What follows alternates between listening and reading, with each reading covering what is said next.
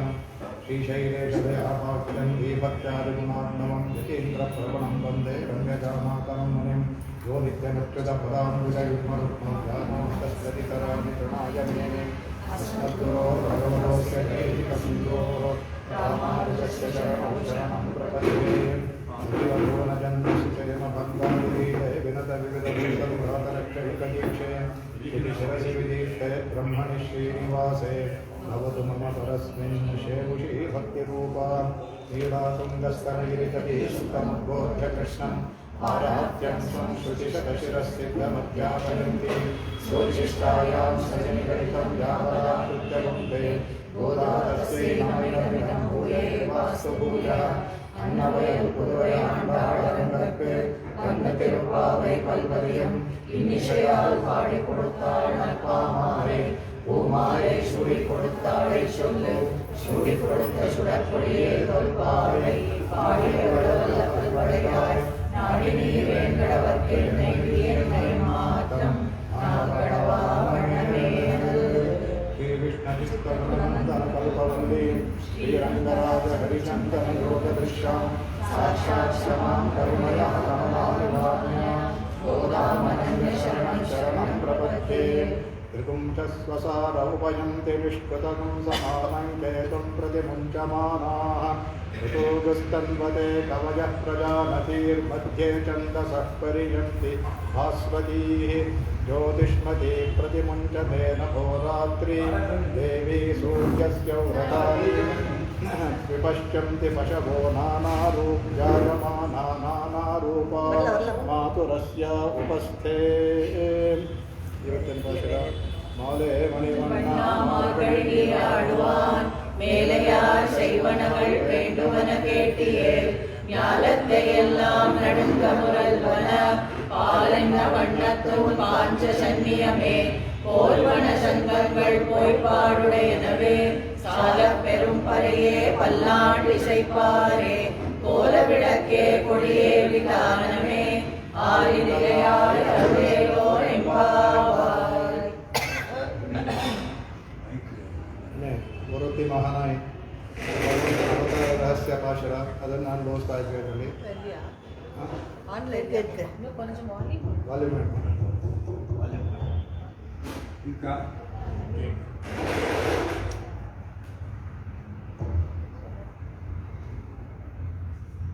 ಭಗವಂತ ಅವತಾರ ಮಾಡಿದಾಗ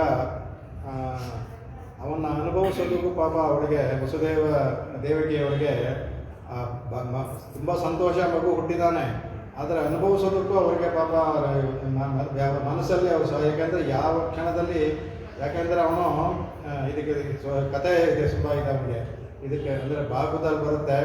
ಯಾವಾಗ ಏಳು ಆಯಿತೋ 8ನೇ ಗರ್ಭದಲ್ಲಿ ನಿನಗೆ ಅಂತ ಹೇಳಿರ್ತಾನಲ್ಲ, ಅದಕ್ಕೆ ಏನು ಮಾಡ್ತಾನಂತ 8ನೇ ಗರ್ಭ ಅವಳು ಗರ್ಭವತಿ ಆದು ಅಂತ ತಿಳಿದ ತಕ್ಷಣವೇ ಬರ್ತಾನಂತೆ. ಅವನು ಬಂದು ನೋಡ್ಬಿಟ್ಟು ಅವನು ಯೋಚನೆ ಮಾಡ್ತಾನೆ, ಇದು 8ನೇ ಗರ್ಭ, ಅದು ಅವಳ ಮುಖದಲ್ಲಿ ತೇಜಸ್ ಇರ್ತಂತೆ. ನೋಡಿ ಅವನೆಂತ ಅವನು ರಾಕ್ಷಸ ಅವನು ಇಷ್ಟು ದಿನ ಇರಲಿಲ್ಲ, ಈಗ ಮುಖದಲ್ಲಿ ತುಂಬ ತೇಜಸ್ಸಿದೆ.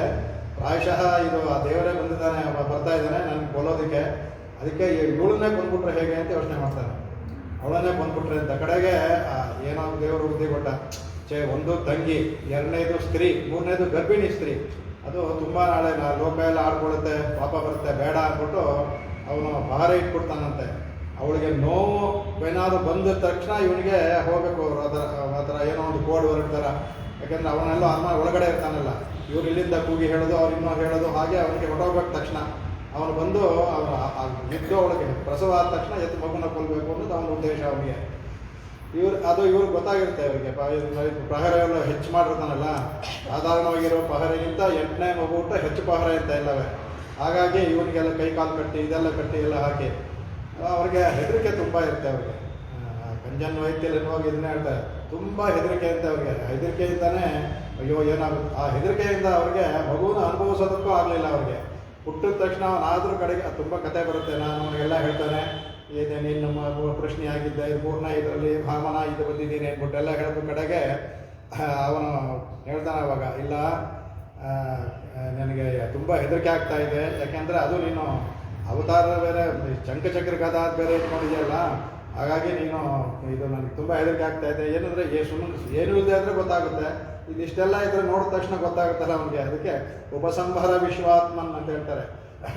ಅದು ಹೇಳ್ತಾರೆ ನದೋ ಕೋಪ ಮಲೌಕಿಕಂ ಶಂಖಚಕ್ರ ಗದಾ ಪದ್ಮ ಶ್ರಿಯಾ ದುಷ್ಟ ಚತುರ್ಭುಜ. ನಿನ್ನ ಶ್ರಿಯಾ ಚತುರ್ಭುಜ ಶ್ರಿಯಾ ಎಲ್ಲ ಇದೆಯಲ್ಲ ಶ್ರೀವತ್ಸ ಅದೆಲ್ಲವನ್ನು ಉಪಸಂಹಾರ ಸಾಧಾರಣ ಶಿಶು ಥರ ಆಗು ಅಂದ್ಬಿಟ್ಟು ಹೇಳ್ತಾರೆ. ಅದಕ್ಕೆ ತತ್ ಪ್ರಾಹುರವ್ಯಕ್ತ ಮಾಧ್ಯಂ ಬ್ರಹ್ಮಜ್ಯೋತಿರ್ ನಿರ್ಗುಣಂ ನಿರ್ವಿಕಾರಂ ಸತ್ತಾ ಮಾತ್ರಂ ನಿರ್ವಿಶೇಷಂ ನಿರೀಹಂ ಹೇಳ್ತಾರೆ. ಸತ್ವಂ ಸಾಕ್ಷಾತ್ ವಿಷ್ಣುರ ಅಧ್ಯಾತ್ಮ ದೀಪ ಅಂತ. ನೀನು ಸಾಕ್ಷಾತ್ ವಿಷ್ಣು ಅಧ್ಯಾತ್ಮ ದೀಪವಾಗಿ ಹುಟ್ಟಿದೀಯ. ಅದ್ಭುತವಾದ ಲೋಕ ಇದವನಿಗೆ. ಬ್ರಹ್ಮಜ್ಯೋತಿ ನಿರ್ಗುಣಂ ಅಂದರೆ ಹೇಯ ಗುಣವಿಲ್ಲದವನು, ನಿರ್ವಿಕಾರಂ ಯಾವ ವಿಕಾರವೂ ಇಲ್ಲದವನು ನೀನು. ಅದರಿಗೆ ನೀನು ಸತ್ತಾ ಮಾತ್ರ ಒಂದು ಕಾರಣಕ್ಕೆ ಇಲ್ಲಿ ಬಂದಿದೀಯಾ ನೀನು. ಹಾಗಾಗಿ ನೀವು ಚೆನ್ನಾಗಿ ಗೊತ್ತಿದೆ. ಆದ್ದರಿಂದ ಉಪಸಂಹಾರ ವಿಶ್ವಾತ್ಮನ್ ಅಂತ ಕಡೆಗೆ ಅವನ್ನೆಲ್ಲ ಹೇಳ್ತಾನೆ. ಯದಿ ಕಂಸಾತ್ ಬಿಬೇಷಿತ್ವಂ ನಿನಗೆ ಒಂದ್ಸಲ ನನ್ನಿಂದ ಕಂಸನಿಂದ ನಿನಗೆ ಹೆದರಿಕೆ, ನನಗೇನೋ ಆಗುತ್ತೆ ಅಂತ ನಿನಗೇನು ಹೆದರಿಕೆ ಇದ್ದರೆ ಯದಿ ಅಂತ ಯದಿ ಅಂದರೆ ಒಂದು ವೇಳೆ ಇದ್ದ ಅಂದರೆ ತರ್ಹಿ ಮಾಂ ಗೋಕುಲಂ ನಯ ನನ್ನನ್ನು ಗೋಕುಲಕ್ಕೆ ಕಳಿಸ್ಕೊಡು ಅಂತ ಹೇಳ್ತಾನೆ. ಆಮೇಲೆ ಯಶೋದಾಯಾಶ್ಚ ತಹಮನ್ಯಾಂ ಮನ್ಮಯ ಮಾಸೆ ಅವಳಿಗೆ ತುಂಬ ಸಂತೋಷ ಆಗುತ್ತಂತೆ. ಹುಟ್ಟಿದ ತಕ್ಷಣ ಮಗು ಮಾತಾಡೋದು ಉಂಟ ಇದೆಲ್ಲ ಎಷ್ಟು. ಅದಕ್ಕೆ ನನ್ನ ಗೋಕುಲಕ್ಕೆ ಕಳಿಸ್ಕೊಡು ಅಂತ ಗೋಕುಲಕ್ಕೆ ಕಳಿಸ್ಕೊಡು ಅಂತಾಳೆ. ಸಂತೋಷ ಆಗುತ್ತೆ. ಆಗ ಮಳೆ ಬರ್ತಾ ಇದೆ ಜೋರಾಗಿ, ಕತ್ತಲೆ, ಯಮನೆ ತುಂಬ ಹರಿತಾ ಇದ್ದಾಳೆ. ಬೇಗಪ್ಪ ಅಂದ್ಬಿಟ್ಟು ಅಂತ ನೀ ಕಳಿಸು ಹೋಗ್ತೀನಿ ಅಂದ್ಬಿಟ್ಟು ಹೋದಾಗ ಯಮನೆ ದಾರಿ ಕೊಡ್ತಾಳೆ. ಆದಿಶೇಷ ಬಂದು ಅವನಿಗೆ ಇದೆಲ್ಲ ಹಾಕ್ತಾನೆ, ಕೊಡೆಯಾಗಿರ್ತಾನೆ. ಗರುಡ ಬಂದು ಮುಂದ್ಗಡೆ ಇದಾಗಿರ್ತಾನಂತ ಎಲ್ಲವೂ. ಅವಳಿಗೆ ಅವಳಿಗೆ ಒಂದು ಇದು ಬಿದ್ದಿರುತ್ತೆ, ಅವಳಿಗೆ ಒಂದು ಕನಸು ಬಿದ್ದಿರುತ್ತೆ. ಇವಳಿಗೆ ಈ ಥರ ಒಂದು ಕನಸು ಬಿದ್ದಿರುತ್ತೆ ಅವಳಿಗೆ. ಇದಕ್ಕೆ ಮಗು ಹುಟ್ಟೋದಕ್ಕೆ ಮುಂಚೆ ಒಂದು ರಾತ್ರಿ ಕನಸು ಬರುತ್ತಂತೆ. ಇದು ಸ್ವಾಮಿ ಯಾದವಾರ್ಪದಲ್ಲಿ ಹೇಳಿದ್ದಾರೆ, ಇದರಲ್ಲಿ ಹೇಳಿಲ್ಲ, ಯಾದವಾರ್ಪದಲ್ಲಿ ಹೇಳಿದ್ದಾರೆ. ಏನು ಕನಸು ಬಿತ್ತಂತ ಅವಳಿಗೆ ಇವಳು ಶೇಷೇ ಶಯಾನಂ ಗರುಡೇನ ಯಾಂತಿ ಪದ್ಮೇ ನಿಷಣ್ಣಾಹ ಅಧಿರತ್ನ ಪೀಠಂ ಹಯಾನನೈಹಿ ಆಶ್ರಿತ ಬಂದಿಕೃತ್ಯಾಂ ಸ್ವಾಮಾಕೃತಿಂ ಸ್ವಪ್ನ ದದರ್ಶ. ದದರ್ಶ ಅಂದ್ರೆ ನೋಡಿದ್ಲು ಯಾರು? ಇವಳು ದೇವಕಿ ದದರ್ಶ. ಏನು ನೋಡಿದ್ಲು ಅಂದರೆ ಇವಳು ಆದಿಶೇಷ ಇವಳನ್ನ ಅವಳ ಇದ್ಮೇಲೆ ಇವಳು ಅಲ್ಲಿ ಆದಿಶೇಷನ ಗರ್ಭಿಣಿ, ಆದಿಶೇಷನ ಮೇಲೆ ಇದ್ದಾರಂತ ಇವಳು ದೇವಕಿ ಅಲ್ಲಿ ಇದ್ದಾರಂತ ಇವಳು. ಇದ್ಬಿಟ್ಟು ಕಡೆಗೆ ಆ ಮುಂದ್ಗಡೆ ಗರುಡ ದೀಪ ಇಟ್ಕೊಂಡು ಹೋಗ್ತಾ ಇದ್ದೆ, ಮಣಿ ದೀಪ ಇಟ್ಕೊಂಡು ಗರುಡ ಹೋಗ್ತಾ ಇದ್ದಾನಂತೆ. ಹಯಾನೈಹಿ ಅಂದರೆ ಕಿನ್ನರರು. ಹಯಾನಂದ್ರ ಕಿನ್ನರರು ಅವ್ರಿಗೂ ಹೇಗೆ ಇರ್ತಾರೆ ತಲೆ ಇದಿರ್ತಾರೆ. ಅವರು ವಂದಿಕೃತ್ಯ, ಅವರೆಲ್ಲ ವಂದಿ ಹೇಳ್ತಾ ಇದ್ದಾರಂತೆ ಭಗವಂತನಿಗೆ. ಅದಕ್ಕೆ ಸ್ವಾಮ್ ಆಕೃತಿಯಿಂದ ತನ್ನ ಆಕೃತಿಯನ್ನು ಈ ಥರ ಆದಿಶೇಷ ತೊಗೊಂಡು ಹೋಗ್ತಾ ಇರೋದು ಗಂಧನ ಸ್ವಪ್ನದಲ್ಲಿ ನೋಡಿದ್ಲು ಅವಳು ಅಂತ. ಆಗಲೇ ಅವಳಿಗೆ ಭಗವಂತ ಹುಡ್ತಾನೆ ಅಂತ ಅವಳಿಗೆ ಒಂದು ಸಂಜ್ಞೆ ಬಂದಂತೆ ಅವಳಿಗೆ ಅಂದ್ಬಿಟ್ಟು ಅಂತ. ಆಮೇಲೆ ಇದನ್ನು ಹೇಳ್ತಾರೆ ಅದಕ್ಕೆ ಇದು ಸ್ವಾಮಿ ಯಾವುದೇ ಹಬ್ಬದಲ್ಲಿ ಹೇಳೋದು. ಭಗವಂತ ರಾಮ ಹುಟ್ಟಿದಾಗ ತಂದೆಯ ಅತ್ಯಂತ ಪ್ರೀತಿಯಿಂದ ನೋಡಿಕೊಂಡ. ಕಡೆಗೆ ತಂದೆಯ ಅವನ ಋಣವನ್ನು ತೀರಿಸಬೇಕಾದ್ರೆ ಅವನಿಗೆ 14 ವರ್ಷ ಕಾಯಬೇಕಾಯಿತು. ಯಾಕಂದರೆ ಶ್ರುತಿಯಲ್ಲಿ ಹೇಳುತ್ತೆ ಬ್ರಾಹ್ಮಣೋ ತ್ರಿಭಿರ್ ಋಣವಾನ್ ಜಾಯತೆ ಅಂದ್ಬಿಟ್ಟು ಬ್ರಹ್ಮಚರ್ಯೇಣ ಋಷಿಭ್ಯೋ ಯಜ್ಞೇನ ದೇವೇಭ್ಯೋ ಪ್ರಜಯ ಪಿತೃಭ್ಯ ಅಂತ. ಹುಟ್ಟುವಾಗಲೇ 3 ಋಣ ಬರುತ್ತಂತೆ ನಮಗೆ. ಒಂದು ಋಣ ಅದನ್ನು ಹೇಗೆ ತೀರಿಸ್ಬೇಕು? ಋಷಿ ಋಣ, ದೇವಋಣ, ಪಿತೃಋಣ. ಋಷಿ ಋಣವನ್ನು ನಾವು ಬ್ರಹ್ಮಚರ್ಯದಲ್ಲಿದ್ದು ಅಧ್ಯಯನ ಮಾಡಿ ಋಷಿ ಋಣ ತೀರಿಸ್ತೀವಂತೆ. ಯಜ್ಞಯಾಗಾದಿಗಳು ಮಾಡಿ ಆರಾಧನೆಯನ್ನೆಲ್ಲ ಮಾಡಿಕೊಂಡು ದೇವಯಜ್ಞವನ್ನು ತೀರಿಸ್ತಂತೆ. ಸತ್ಪುತ್ರರನ್ನ ಪಡೆದು ಪಿತೃಋಣವನ್ನು ತೋರಿಸ್ತದಂತೆ. ಅಲ್ಲಿ ಪಿತೃಋಣ ಅಂದರೆ ಪಿತೃಗಳಿಗೆ ಬಂದಂಥ ಕಷ್ಟವನ್ನು ನಿವಾರಣೆ ಮಾಡೋದು ಅಂತ. ರಾಮನಿಗೆ 14 ವರ್ಷ ಆಯಿತು ಪಿತೃಋಣ ತೀರಿಸೋಕ್ಕೆ. ಯಾಕಂದ್ರೆ 40 ವರ್ಷ ಹುಟ್ಟಿದ್ದು, ಆಮೇಲೆ ತಾನೆ 14 ವರ್ಷ ಆದಮೇಲೆ ಹುಟ್ಟಿದ್ದು. ಆದರೆ ತಂದೆ ತಾಯಿಗಳು ಶುಶ್ರೂಷೆ ಮಾಡ್ತಾ ಇದ್ದ ಇಲ್ಲಿವರೆಗೂ. ಅದು ತನ್ನ ತಂದೆಯ ಒಂದು ಅಂತ್ಯ ಸಂಸ್ಕಾರ ಮಾಡೋಕ್ಕೂ ಆಗಲಿಲ್ಲ ಅವರಿಗೆ. ಅದಕ್ಕೆ ಹೇಳ್ತಾರೆ, ಇವನು ಮಾತ್ರ ಹೇಳ್ತಾರೆ ಚರಮತಶ್ಚ ಋಣಾದಿವ ದೇವಕೀ ಪತಿ ರಮುಚ್ಯತ ಶೃಂಖಲಃ ತಸ್ತಿರಾಸಿ ಅಂತ. ಅವನು ನಿಖಿಲ ಬಂಧ ನಿವರ್ತಕ ಸನ್ನಿಧವು ನಿಗಲಶ್ಚ ಕಿಮದ್ಭುತಂ ಅಂತ. ಹುಟ್ಟಿದಾಗಲೇ ತಂದೆಯ ಋಣನ ತೋರಿಸಿದ್ದು ಇವನು ಕೃಷ್ಣ ಅಂತ. ಅವರಿಗೆ ಎಲ್ಲ ಬಂಧ ಆಗಿತ್ತು, ಕೈಯೆಲ್ಲ ಕಟ್ಬಿಟ್ಟಿರ್ತಾನಂತೆ, ಕೈ ಕಾಲಿಗೆಲ್ಲ ಚಪ್ಪಳೆ ಹಾಕ್ಬಿಟ್ಟಿರ್ತಾನೆ. ದೇವಕಿಗೂ ಸಹ ಇವನಿಗೂ ಹುಟ್ಟಿದ ತಕ್ಷಣ ಬಂಧ ಬಿಟ್ಟೋಯ್ತಂತೆ. ಅದಕ್ಕೆ ಹೇಳ್ತಾರೆ ಆ ಚರ್ಮಋಣ, ಪಿತೃಋಣ, ಚರ್ಮಋಣ, 3 ಋಣದಲ್ಲಿ ಚರ್ಮ ಅಂತ ಕಡೆದು ಆ ಚರ್ಮಋಣವನ್ನು ಭಗವಂತ ಹುಟ್ಟಿದಾಗಲೇ ತೀರಿಸ್ಬಿಟ್ಟ. ಅವ್ರಿಗೆ ಬಂದಾಗಲೇ ಅವ್ರ ಶೃಂಖಲೆ ಎಲ್ಲ ಬಿಟ್ಟೋಯ್ತು ಅವ್ರದ್ದು. ಅದ್ಭುತವಾಗಿ ಕೊಂಡಾಡ್ತಾರೆ ಅದಕ್ಕೆ. ಆಮೇಲೆ ಇವರು ಅದು ತುಂಬ ಹೇಳ್ತಾರೆ ಅದಕ್ಕೆ. ಹಾಗಾಗಿ ಇವರು ಭಗವಂತ ಆಮೇಲೆ ಹೋಗ್ತಾನೆ. ಅಲ್ಲಿ ಹೋದಾಗ 2 ಥರ ಕಥೆ ಇದೆ ಇಲ್ಲಿ. ಒಂದು ಆ ದಿನ ಇವನ ಆರಿಸ್ಕೊಂಡಲ್ಲ, ಇದು ಓರಿರವಿಲ್ಲನ್ನುವಾಗ ಓರಿರವು ಅಂದರೆ ಇವಳು ಹೊರತ್ತಿ, ಆ ಇರವು ಓರ್, ಆ ಥರ ಹೊರತಿ ಇಲ್ಲ, ಆ ಥರ ರಾತ್ರಿ ಇನ್ನೊಂದಿಲ್ಲ. ಓರಿರವು ಅದಕ್ಕೂ ಓರೆ, ಅದ್ವಿತೀಯವಾದ ಓರು. ಯಾಕೆಂದ್ರೆ ಅದು ಹೇಳ್ತಾರೆ, ಅದು ಪಾದುಕಾಶಾಸ್ತ್ರದಲ್ಲೂ ಹೇಳ್ತಾರೆ, ಯಾದವಾಭ್ಯದಲ್ಲೂ ಹೇಳ್ತಾರೆ ಸ್ವಾಮಿ. ತಿಥಿರಷ್ಟಮಿ ಯದವತಾರ ವೈಭವಾತೆ ಪ್ರಥಮಾ ತಿಥಿ ತ್ರಿಜಗತಾಂ ಅಜಾಯತ ಅನ್ನಂದರೆ ಅಷ್ಟಮಿ ತಿಥಿಯಲ್ಲಿ ಹುಟ್ಟಿದ್ನಲ್ಲ ಕೃಷ್ಣ, ಅದನ್ನು ತಾನೇ ಆರಿಸ್ಕೊಂಡಂತೆ. ಅವಳಿಗೆ ಅಷ್ಟಮ ಗರ್ಭ, ಅದಕ್ಕೆ ಅಷ್ಟಮಿ ತಿಥಿಯಲ್ಲಿ ಹುಟ್ಟಬೇಕು ಅಂತ ತಾನೇ ಆರಿಸ್ಕೊಂಡಂತೆ. ಯತ್ ಅವತಾರ ವೈಭವ ಇದೆಯಲ್ಲ, ಅದರಿಂದ ಅದು ಪ್ರಥಮ ತಿಥಿ ಭಗವಂತ ಹುಟ್ಟಿದ್ರಿಂದ ಪ್ರಥಮ ಅಂದರೆ ಶ್ಲಾಘ್ಯವಾದ ಅಂತ ಅರ್ಥ. ಶ್ಲಾಘ್ಯವಾದ ತಿಥಿ ಆಯ್ತಂತೆ ಅದು ಹುಟ್ಟಿದ್ರಿಂದ. ಅದು ಇನ್ನೂ ಒಂದು ಹೇಳ್ತಾರೆ, ಅದಕ್ಕೆ ಈ ಅಷ್ಟಮಿ ಅನ್ನೋದು ಯಾಕೆಂದರೆ ಶುಕ್ಲ ಪಕ್ಷದಲ್ಲಿ ಬೆಳ್ಕೊಂಡು ಹೋಗುತ್ತೆ, ಆವಾಗ ಅಷ್ಟಮಿ ಬರೋ ಮಧ್ಯಕ್ಕೆ ಬರುತ್ತೆ. ಕೃಷ್ಣ ಪಕ್ಷದಲ್ಲಿ ಕಡಿಮೆ ಆಗುತ್ತೆ. ಅದರಿಂದ ಈ ಅಷ್ಟಮಿ ಶುಕ್ಲ ಪಕ್ಷ ಕೃಷ್ಣ ಪಕ್ಷ ಒಂದೇ ಥರ ಇರ್ತಂತೆ. ಚಂದ್ರನ ಬೆಳಕು ಇದು ಬೆಳಕೊಂಡು ಮಧ್ಯಕ್ಕೆ ಬರುತ್ತೆ, ಅಲ್ಲಿ ಹಿಡ್ಕೊಂಡು ಮಧ್ಯಕ್ಕೆ ಬರುತ್ತೆ. ಅಷ್ಟಮಿ ದಿನ ಶುಕ್ಲ ಪಕ್ಷ ಅಷ್ಟಮಿ, ಕೃಷ್ಣ ಪಕ್ಷ ಅಷ್ಟಮಿ ಒಂದೇ ಥರ ಇರುತ್ತಂತೆ. ಚಂದ್ರನ ಕಲೆಗಳು 8 ಕಲೆ ಹೋಗಿರುತ್ತೆ, 8 ಕಲೆ ಬಂದಿರುತ್ತೆ, ಕಲೆಗಳು ಒಂದೇ ಥರ ಇರುತ್ತೆ. ಬಾಕಿ ಎಲ್ಲದೂ ಹೆಚ್ಚು ಕಡಿಮೆ ಇರುತ್ತೆ. 8ಗೆ ಮಾತ್ರ ಅದೇ ಥರ ಇರುತ್ತೆ, 7 ಕಲೆ 8ನೇ ಕಲೆ. ಅದರಿಂದ ಅಷ್ಟಮಿ ಬಹಳ ವಿಶೇಷವಾದದ್ದು ಅಂದ್ಬಿಟ್ಟು ಅಂತ. ಅದಕ್ಕೆ ಸ್ವಾಮಿ ತಾವು ಇದಕ್ಕೆ ಹೇಳ್ಬೇಕಲ್ಲ, ಪಾದಕೆಯನ್ನು ಮೇಲಿಡಬೇಕಲ್ಲ, ಅದಕ್ಕೆ ಹೇಳ್ತಾರೆ. ಅದಕ್ಕೆ ಅವರು ಭಗವಂತ ಹೇಳ್ತಾರೆ, ಅದು ಮಣಿಪಾದಕ್ಕೆ ತಮ್ ಉಪನೀಯ ವೀತಿಕಾಸ್ವತಿ.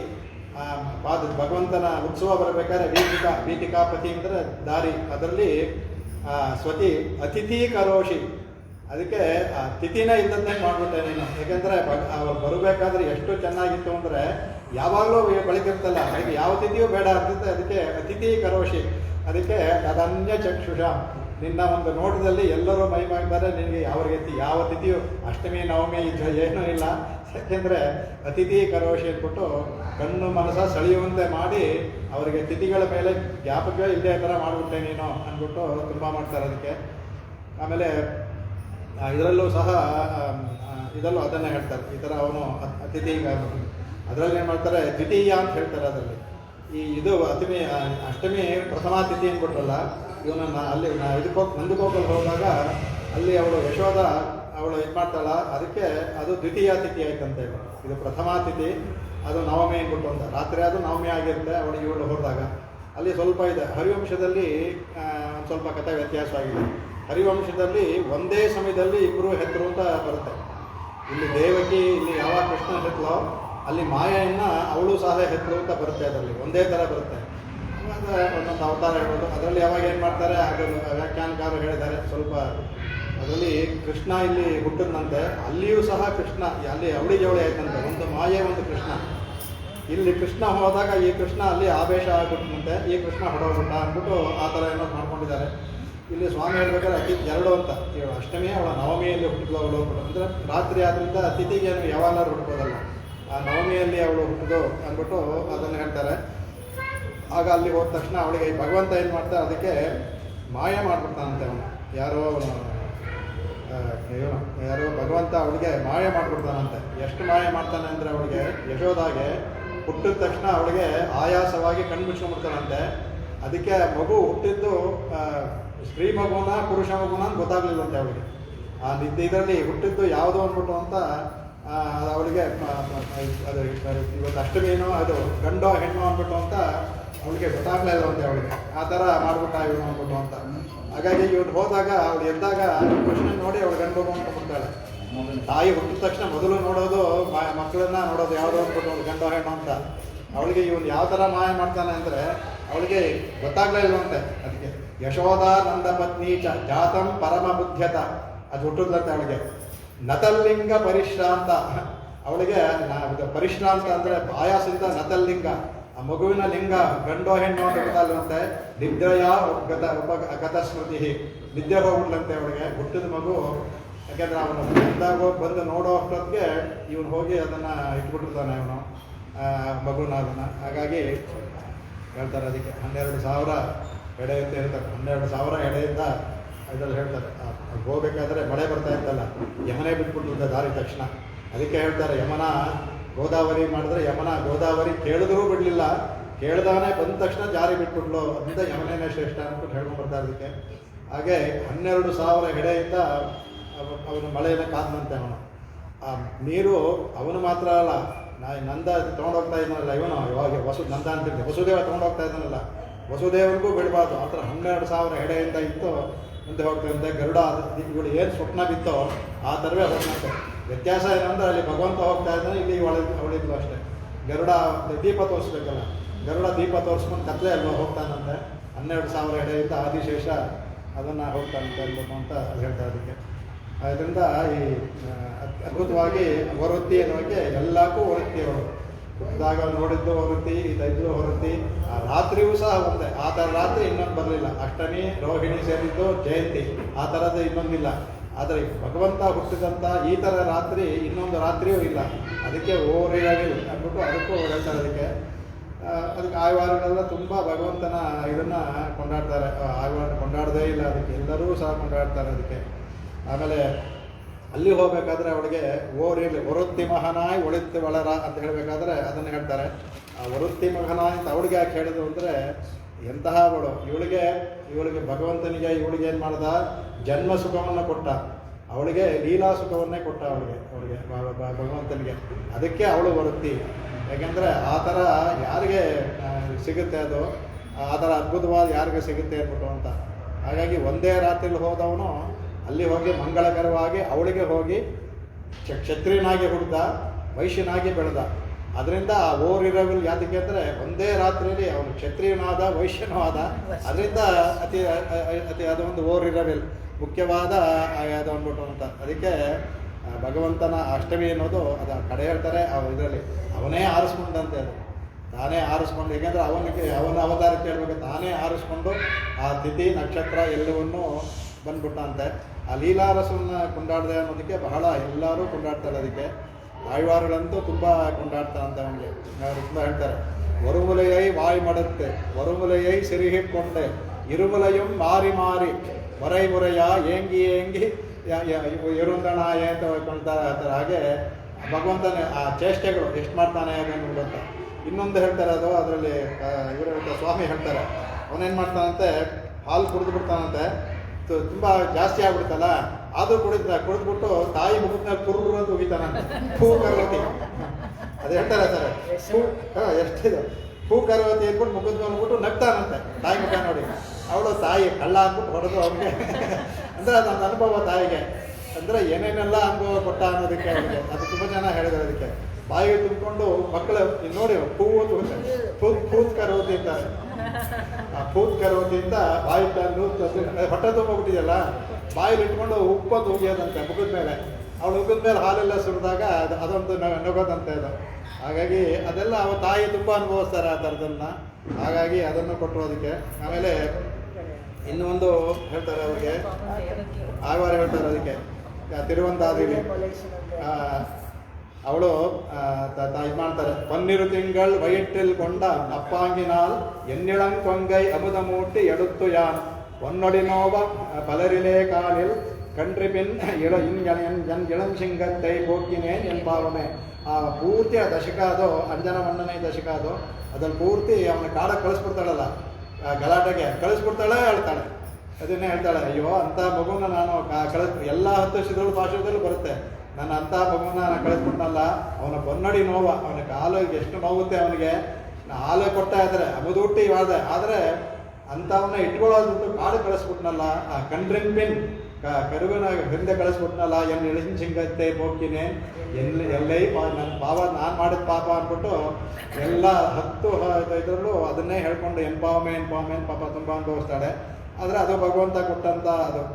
ಅದಕ್ಕೆ ಇಲ್ಲಿ ಯಾತಕ್ಕೆ ವೃತ್ತಿ ಅಂತಂದರೆ, ಕಂಸನಿಂದ ಭಯ ಎಲ್ಲಿ ಇದಾಗ್ಬಿಡುತ್ತೋ ಹೇಳಿದರೆ ಅನ್ಕೊಂಡು ಅಂತ ಋಷಿಗಳು ಹೇಳಬೇಕಾದ್ರೂ ಸಹ ದೇವಕಿ ಪೂರ್ವ ಸಂಧ್ಯಾಯ ಆವಿರ್ಭೂತಂ ಮಹಾತ್ಮನ ಅಂತಾರೆ ತವರ ಅವನಿಗೆ ತಿಥಿ ನಕ್ಷತ್ರ ಯಾವುದು ಹುಟ್ಟದ ಏನು ಹೇಳಲ್ವಂತೆ ಅವರು. ಅದರಿಂದ ಆವಿರ್ಭೂತಂ ದೇವಕಿ ಪೂರ್ವ ಸಂಧ್ಯಾ ಹುಟ್ಟೋದು ಅಂತ ಋಷಿಗಳು ಹೇಳ್ಬಿಟ್ರು, ಅವ್ರಿಗೂ ಸಹ ಇದಾಯಿತು ಅಂದ್ಬಿಟ್ಟು ಅಂತ. ಹಾಗಾಗಿ ಇವನು ಇದಕ್ಕೆ ತುಂಬ ಇದಿದೆ. ಅವನು ಆಡಿದಂಥ ಪೂತನಿ ಇದೆಲ್ಲ ಪ್ರತಿಯೊಂದು ಹೇಳ್ಕೊಂಬರ್ಬೋದು. ಅದು ಎಲ್ಲ ಹಿಂದೆ ಅನುಭವಿಸೋದ್ರಿಂದ ಅದಕ್ಕೆ. ಆಮೇಲೆ ಇನ್ನೊಂದು ಹೇಳ್ತಾರೆ ಅದಕ್ಕೆ, ಅವನು ಹೇಳ್ತಾರೆ ಅವ್ರಿಗೂ ಅವನಿಗೆ ಹಾಲು ಕೊಟ್ಲಲ್ಲ ಅವಳು ತಾಯಿ ಪೂತನಿ ಬಂದಾಗ, ಅದಕ್ಕೆ ಸ್ವಾಮಿ ಅನುಭವಿಸ್ತಾರೆ ಅದಕ್ಕೆ. ಪಾಯಯಿತ್ವಾ ಸ್ತನಂ ಮಾತಾ ಪರ್ಯಂಕೆ ಸನ್ನಿವೇಶಯತೆ ಹೇಳ್ಬಿಟ್ಟು ಅಂತ. ಅಂದರೆ ಅವಳು ಹಾಲು ಕೊಟ್ಟದ್ದನ್ನು, ಯಾಕಂದರೆ ಇದು ಆಯುವಾರ್ಗೆ ಹೇಳಿದ್ದಾರೆ, ಅದಕ್ಕೆ ಸ್ವಾಮಿ ಇದರಲ್ಲಿ ತಗೊಳ್ಬಿಟ್ಟಿದ್ದಾರೆ. ಅವಳು ಕೂತನಿ ಬಂದಾಗ ಎಲ್ಲ ಹೇಳ್ತಂತೆ, ಅವನ ಬಾಯಿನಲ್ಲಿ ಇನ್ನೂ ರಕ್ತ ಆ ವಿಷ ಹಾಗೆ ಇತ್ತಂತೆ. ಎಲ್ಲರೂ ಬಂದು ಇದು ಇವಳು ಬಂದು ತೊಗೊಂಡೋಗಿ ಬೇಡ ಅವನ ಬಾಯಿನಲ್ಲಿ ವಿಷ ಇದೆ ಅಂದ್ಬಿಟ್ಟು ಅಂತ ಕೂಗ್ತಿದ್ರು ಸಲ ಇವಳು ಬಂದ್ಬಿಟ್ಟು ಮಗು ತೊಗೊಂಡು ಹಾಲು ಕೊಟ್ಬಿಡ್ತಾಳಂತೆ. ಅದು ಅದಕ್ಕೆ ಆಯುವಾರು ಅದು ಹೇಳ್ತಾರೆ. ಅದಕ್ಕೆ ಆಯುವಾರು ತಿರುವಂತ ಹಾಲಿನಲ್ಲಿ 2ನೇ ತಿರುವಂತ ಹಾಲಲ್ಲಿ ಹೇಳ್ತಾರೆ ಅವರು, ಅಂಡದ ಕಂಡ ಅಂಜಾದ ಆಯ್ಚಿ ಉನಕ್ಕೆನಂಗೆ ನಿன்ற உலை தந்த இன்னீர் மயக்கு அன்றுவரன் முறையால் நீ அளந்த மாக்கடல் ಜ್ಞಾನ ಶೂಜ್ಞಾನಂ ಪೆರುಮೈವರೆ 5 ನೋಪರ್ತೆ ಅಂತ. ನೀನು ನಿನ್ನ ತಾಯಿ ಮಾಡಿದ ನಿನ್ನ ಒಂದು ಇದಕ್ಕೆ ನಿನ್ನ ಹೆದರಿ ಏನು ಅಂಜಿದೇನೆ ಅವಳು ಹಾಲು ಕೊಟ್ಲಲ್ಲ, ಅದು ನೀನು ಭೂಮಿಯೆಲ್ಲ ಅಳದಲ್ಲ, ಅದು ಇದಕ್ಕೆ ಸಮನ ಆಗುತ್ತಾ ಅಂದ್ಬಿಟ್ಟು ಆಯುವಾರು ಕೊಂಡಾಡ್ತಾರೆ. ಇವಳು ಕೊಟ್ಟದ್ದು ನೀವು ಅವತ್ತು ಭೂಮಿಯೆಲ್ಲ ಅಳದಿಲ್ಲ, ಮಾಜ್ಞಾನ ಶೂಜ್ಞಾನ ಅಳದಿಲ್ಲ, ಅದು ಇದಕ್ಕೆ ಸಮನ ಆಗೋದಿಲ್ಲ. ಯಶೋಧ ಇದೆ ಹೆಚ್ಚು, ನಿನ್ನ ಏನು ಅಂಜಾದ ಆಯ್ಚಿ, ಏನು ಹೆದರ್ಕೊಳ್ಳದೆ ಬಂದು ನಿಂಗೆ ಹಾಲು ಕೊಟ್ಲಲ್ಲ ಅಂದ್ಬಿಟ್ಟು ಅದಕ್ಕೆ ಹೇಳ್ತಾರೆ. ಅದಕ್ಕೆ ಆಮೇಲೆ ಅಲ್ಲಿ ಊರವರೆಲ್ಲ ಹೇಳ್ತಾರೆ, ಇವಳು ಹೇಳ್ತಾರಂತ ಅದಕ್ಕೆ ಇವಳು ದೇವಕಿಗೆ ಸುದ್ದಿ ಹೋಗ್ತಾ ಇರ್ತಲ್ಲ ಕೃಷ್ಣದೆಲ್ಲ ಮಗ ಪಾಪ ದೇವಕಿ ಪುಲಂಬಲ್ ಅಂತ ಬರುತ್ತಲ್ಲ, ಅದೆಲ್ಲ ಹೇಳ್ತಾರೆ. ತಿರುವಿಲೇನ್ ಒಂಟ್ರಂ ಪೆತ್ತಿಲೇನ್ ಎಲ್ಲ ದೈವನಂಗೈ ಯಶೋಧೆ ತಾಳೆ ಅಂದ್ಬಿಟ್ಟು ನಾನು ಸುಮ್ಮನೆ ಇದು ಮಾಡಿದೆ ಅಷ್ಟೇ.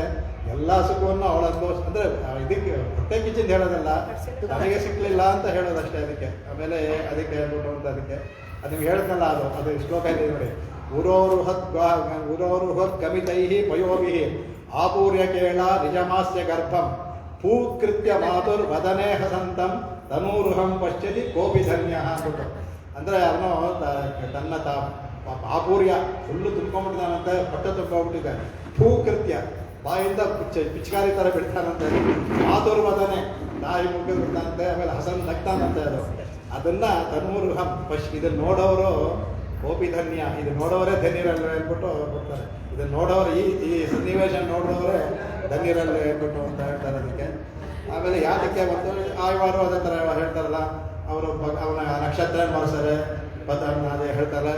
ಅಂದರೆ ಹಸ್ತತ್ತಿನ 14 ಒಂದು ಅಂತ ಹೇಳ್ತಾರೆ, ನೀಪಿನಿಂದ ತಿರುಗೋಣಂ ಅಂತಾರೆ, ಶ್ರವಣ ನಕ್ಷತ್ರ ಅಂತ 2 ಒಂದಲ್ಲ ಅಂದರೆ ಹೆದರಿಕೆಯಿಂದ ಹೇಳುವಂಥದ್ದು. ಅದಕ್ಕೆ ಇನ್ನೂ ಅನೇಕ ಅವಳದು ಈ ಥರ ಎಷ್ಟೆಷ್ಟು ಅನುಭವಿಸೋದು, ಇದನ್ನು ಅನುಭವಿಸೋದು ಹೇಳ್ಬೋದು. ಅವಳು ದಾಮೋದನ್ನು ಇವು ಕಟ್ತಾಳಲ್ಲ ಅವಳಿಗೆ, ಅದನ್ನು ಅನುಭವಿಸೋದು ಒಂದೊಂದಕ್ಕೂ ಅವಳು ವೃತ್ತಿ, ಅದರಿಂದ ಅವಳು ವೃತ್ತಿ. ಯಾಕಂದರೆ ಆ ಥರ ಇನ್ನೊಬ್ಳಿಲ್ಲ, ಅದರಿಂದ ಅವಳು ವೃತ್ತಿ ಇವಳು ವೃತ್ತಿ ಅಂದ್ಬಿಟ್ಟು ಅಂತ ಅದನ್ನು ಹೇಳ್ತಾರೆ ಅದಕ್ಕೆ.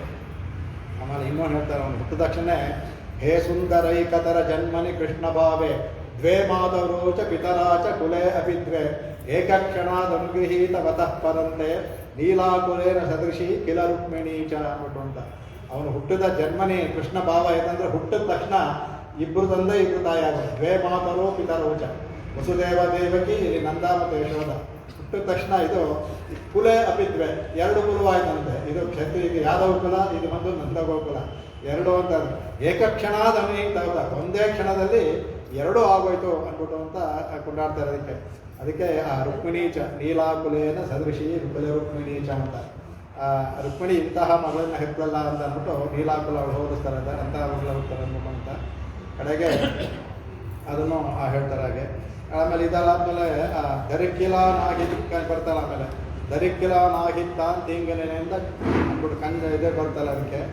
ಅವಾಗ ಈ ಥರ ನಿಮ್ಮ ಅವತಾರ ರಹಸ್ಯ ಬರಬೇಕಾದ್ರೆ ಇದು ಅವತಾರ ರಹಸ್ಯದಲ್ಲಿ ಕಂಸನ್ನು ಕೊಲ್ಲೋದು ಭಗವಂತನ ಅವತಾರ ರಹಸ್ಯದಲ್ಲಿ ಬರುತ್ತೆ. ಅದಕ್ಕೆ ಅದನ್ನು ಹೇಳ್ತಾರೆ. ಅದಕ್ಕೆ ಸಾಧಾರಣವಾಗಿ ಮಾಡೋದು ಭಗವಂತ ಅಪಚಾರ, ಭಾಗವತ ಅಪಚಾರ ಹೇಳ್ತಾರೆ ಅದಕ್ಕೆ. ಅದರಲ್ಲಿ ಭಗವಂತನ ಅಪಚಾರ ಮಾಡೋದು ಅಸತ್ಯ ಅಪಚಾರ ಬರುತ್ತೆ. ಅದು ಭಗವಂತನ ದ್ವೇಷ ಯಾರು ಮಾಡ್ತಾರೋ ಇವರೆಲ್ಲ ಇದಲ್ಲ, ಈ ಕಮ್ಯುನಿಸ್ಟ್ಗಳು ಇವರೆಲ್ಲ, ಈ ಸೆಕ್ಯುಲರಿಸ್ಟೆಲ್ಲ ಭಗವಂತನ ದ್ವೇಷ ಮಾಡೋರು ಅಸತ್ಯ ಅಪಚಾರ ಮಾಡ್ತಾರಂತೆ. ಅದು ಅವರಿಗೆ ಶಿಕ್ಷೆ ಅನ್ನೋದೇ ಅತ್ಯಂತ ಇದೆ, ಎಲ್ಲೆಲ್ಲಿ ಇದಾಗ್ತಾರೋ ಅದಕ್ಕೆ. ಆವಾಗ ಇವನಿಗೇನಂತೆ ಭೋಜಪತಿಗೆ ಏನಂತೆ ಪ್ರತಿ ಒಂದು ಕ್ಷಣದಲ್ಲೂ ಜಾಸ್ತಿ ಕೃಷ್ಣನ ನೆನೆಸ್ಕೊಳ್ತಾನೆ ಇರ್ತಾನೆ. ಒಂದೊಂದು ಸಲ ಪೂತಿನ ಕಳಿಸ್ತಾನೆ, ಅವಳು ಸಾಯ್ತಾಳೆ. ಆಗ ಇನ್ನೂ ಅವ್ನು ಹೊಟ್ಟೆ ಕಿಚ್ಚು ಅನ್ನೋದು ಆ ಕಂಜನ್ ವಯತ್ತಿಯಲ್ಲಿ ನೆನಪು ಜಾಸ್ತಿ ಆಗುತ್ತಂತೆ. ಶಕಟಾಸುರನ ಅವನು ಸಾಯ್ತಾನೆ. ಒಬ್ಬೊಬ್ಬರು ಸಾಯುವಾಗಲೂ ಇವನಿಗೆ ಜಾಸ್ತಿ ಆಗ್ತಾ ಇದೆ, ಕಮ್ಮಿ ಆಗ್ತಾ ಇಲ್ಲ. ಆ ಕಂಜನ್ ವಯತ್ತಿನ ನೆನಪು ಅನ್ನೋದು ಅದೇ ಹೊಟ್ಟೆ ಕಿಚ್ಚು ಕನ್ನಡ ಹೇಳ್ತಾರೆ, ಅದೇ ಆ ಹೊಟ್ಟೆ ಕಿಚ್ಚು ಜಾಸ್ತಿ ಆಗ್ತಾ ಇದೆ ಅಂತೆ. ಅಯ್ಯೋ ಇವನು ಏನು ಮಾಡಿದ್ರು ಆಯ್ತಲ್ಲ ಅಂತ ಇವನಿಗೆ ಅದಕ್ಕೆ ಹೇಳ್ತಾರೆ, ನಿಶಮ್ಯ ತದ್ ಭೋಜಪತಿ ಕೋಪಾತ್ ಪ್ರಚಲಿತೇಂದ್ರಿಯ ನಿಶಾತಮಸಿ ಮಾದತ್ತ ವಾಸುದೇವ ಜಿಗಾಂಸಯ. ಆ ವಾಸುದೇವನ್ನ ಕೊಲ್ಲಬೇಕು ಅಂತ ಅವನ ಒಂದೊಂದು ಪ್ರಯತ್ನವೂ ವ್ಯರ್ಥವಾಗ್ತಾ ಇದ್ದಂಗೆ ಕೋಪಾತ್ ಪ್ರಚಲಿತೇಂದ್ರ, ಒಂದೊಂದು ಸಲ ಕೋಪ ಜಾಸ್ತಿ ಆಗ್ತಿತ್ತಂತೆ ಅವನಿಗೆ. ಅದನ್ನೇ ಇವಳು ಅದ್ಭುತವಾಗಿ ಇಲ್ಲಿ ಕಂಜನ್ ವಯತ್ತಿಲ್ಲ ನೆರಪು ಅಂತಾಳೆ ಅದಕ್ಕೆ ಅದಕ್ಕೆ ಅದಕ್ಕೆ ಇಂಥ ನೆಡುಮಾಲೆ ಅಂತ ಹೇಳ್ತಾರೆ. ಇಲ್ಲಿ ಚೆನ್ನಾಗಿ ಅನುಭವಿಸ್ತಾರೆ ಅದಕ್ಕೆ ಅವನು ಯಾವ ಥರ ಅಂದರೆ ಅಲ್ಲಿ ಅವನಿಗೆ 3 ಬೆಂಕಿ ಆಯ್ತಂತೆ. ಏನಪ್ಪ 3 ಬೆಂಕಿ ಅಂದರೆ, ಅವನಿಗೆ ಜಠರಾಗ್ನಿ ಎಲ್ಲರಿಗೂ ಇರೋ ಥರ ಜಠರಾಗ್ನಿ ಅವನಿಗೂ ಇದೆ, ಅದೊಂದು ಬೆಂಕಿ ಇದೆ. ಅದ್ರ ಮೇಲೆ ಹೊಟ್ಟೆ ಕಿಚ್ಚಿದೆಯಲ್ಲ ಅದು ಒಂದು ಸೇರ್ಕೊಂತಂತೆ. ಕಡೆಗೆ ಈ ಭಗವಂತ ಇವನೇನು ಮಾಡ್ದ, ಇವನು ಕಂಜನ್ ನೆರಪ ಹೇಳ್ತಾರೆ. ಏನಂದ್ರೆ ಇವನೇನು ಮಾಡಲಿಲ್ಲಂತೆ, ದೇವಕಿ ವಸುದೇವರು ಹೆದರಿಕೆಯಿಂದ ಶೋಕಾಗ್ನಿ ಇತ್ತಲ್ಲ, ಆ ಶೋಕಾಗ್ನಿಯ ತಗೊಂಡು ಅವನು ಕಂಸನ ಹೊಟ್ಟೆ ಇತ್ತಂತೆ. ಆ ಅಗ್ನಿಯಿಂದ ಅವನು ಸತ್ತ. ಇವನು ತಕ್ಷಣ ಏನು ಕೊಲ್ಲಿಲ್ಲ, ತನ್ನ ಅಗ್ನಿಯಿಂದ ಅವನು ಸತ್ತ ಅಂದ್ಬಿಟ್ಟು ಅಂತ ಅದಕ್ಕೆ ಒಂದು ಕಥೆ ಹೇಳ್ತಾರೆ. ಅವೊಂದು ಇರುವೆ ಇತ್ತಂತೆ, ಇರುವೆಗಳ ರಾಜ.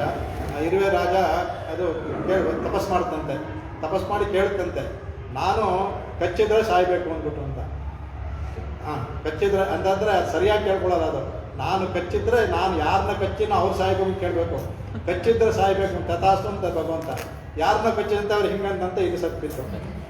ಆ ಥರ ಇವನು ವಾಸುದೇವನ್ನ ಜಿಗಾಂಸೆಯ ಕೊಲ್ಲಬೇಕು ಅಂತ ಅವನ ಕೃಷ್ಣ ಸಾಯ್ಬೇಕು ಅಂದರೆ ಕೃಷ್ಣನ ಸಾಯ್ದ ಕೃಷ್ಣ ಸಾಯ್ಬೇಕು ಅದು ಸಂಬೋಧನೆ ಮಾಡ್ಬಿಟ್ರೆ ಕೃಷ್ಣ ನಾನು ಸಾಯ್ಬೇಕು ಅಂತ ನಾನೇ ಮಾಡಿದಾಗೆ ಅದು ಜಿಗಾಂಸೆಯ ವಾಸುದೇವ ಜಿಗಾಂಸೆಯ ಕೃಷ್ಣ ಸಾಯ್ಬೇಕು, ಕೃಷ್ಣ ನೀ ಸಾಯ್ಬೇಕು ಅನ್ನೋದೇ, ಕೃಷ್ಣ ಸಾಯ್ಬೇಕು ಅಂದ್ರೆ ತಾನೇ ವರ ಕೊಟ್ಟುಕೊಂಡಂಗೆ ಆ ಹೊಟ್ಟೆ ಕಿಚ್ಚೇನು ಮಾಡುವಂತೆ ಅವನನ್ನೇ ಕೊಲ್ತು ಅಂದ್ಬಿಟ್ಟು ಅದ್ಭುತವಾಗಿ ಅದಕ್ಕೆ ನೆಡುಮಾಲೆ ಅಂತ ಹೇಳ್ತಾರೆ. ನೆಡುಮಾಲೆ ಅತ್ಯಂತ ವಾತ್ಸಲ್ಯವುಳ್ಳವನು ಅವನು.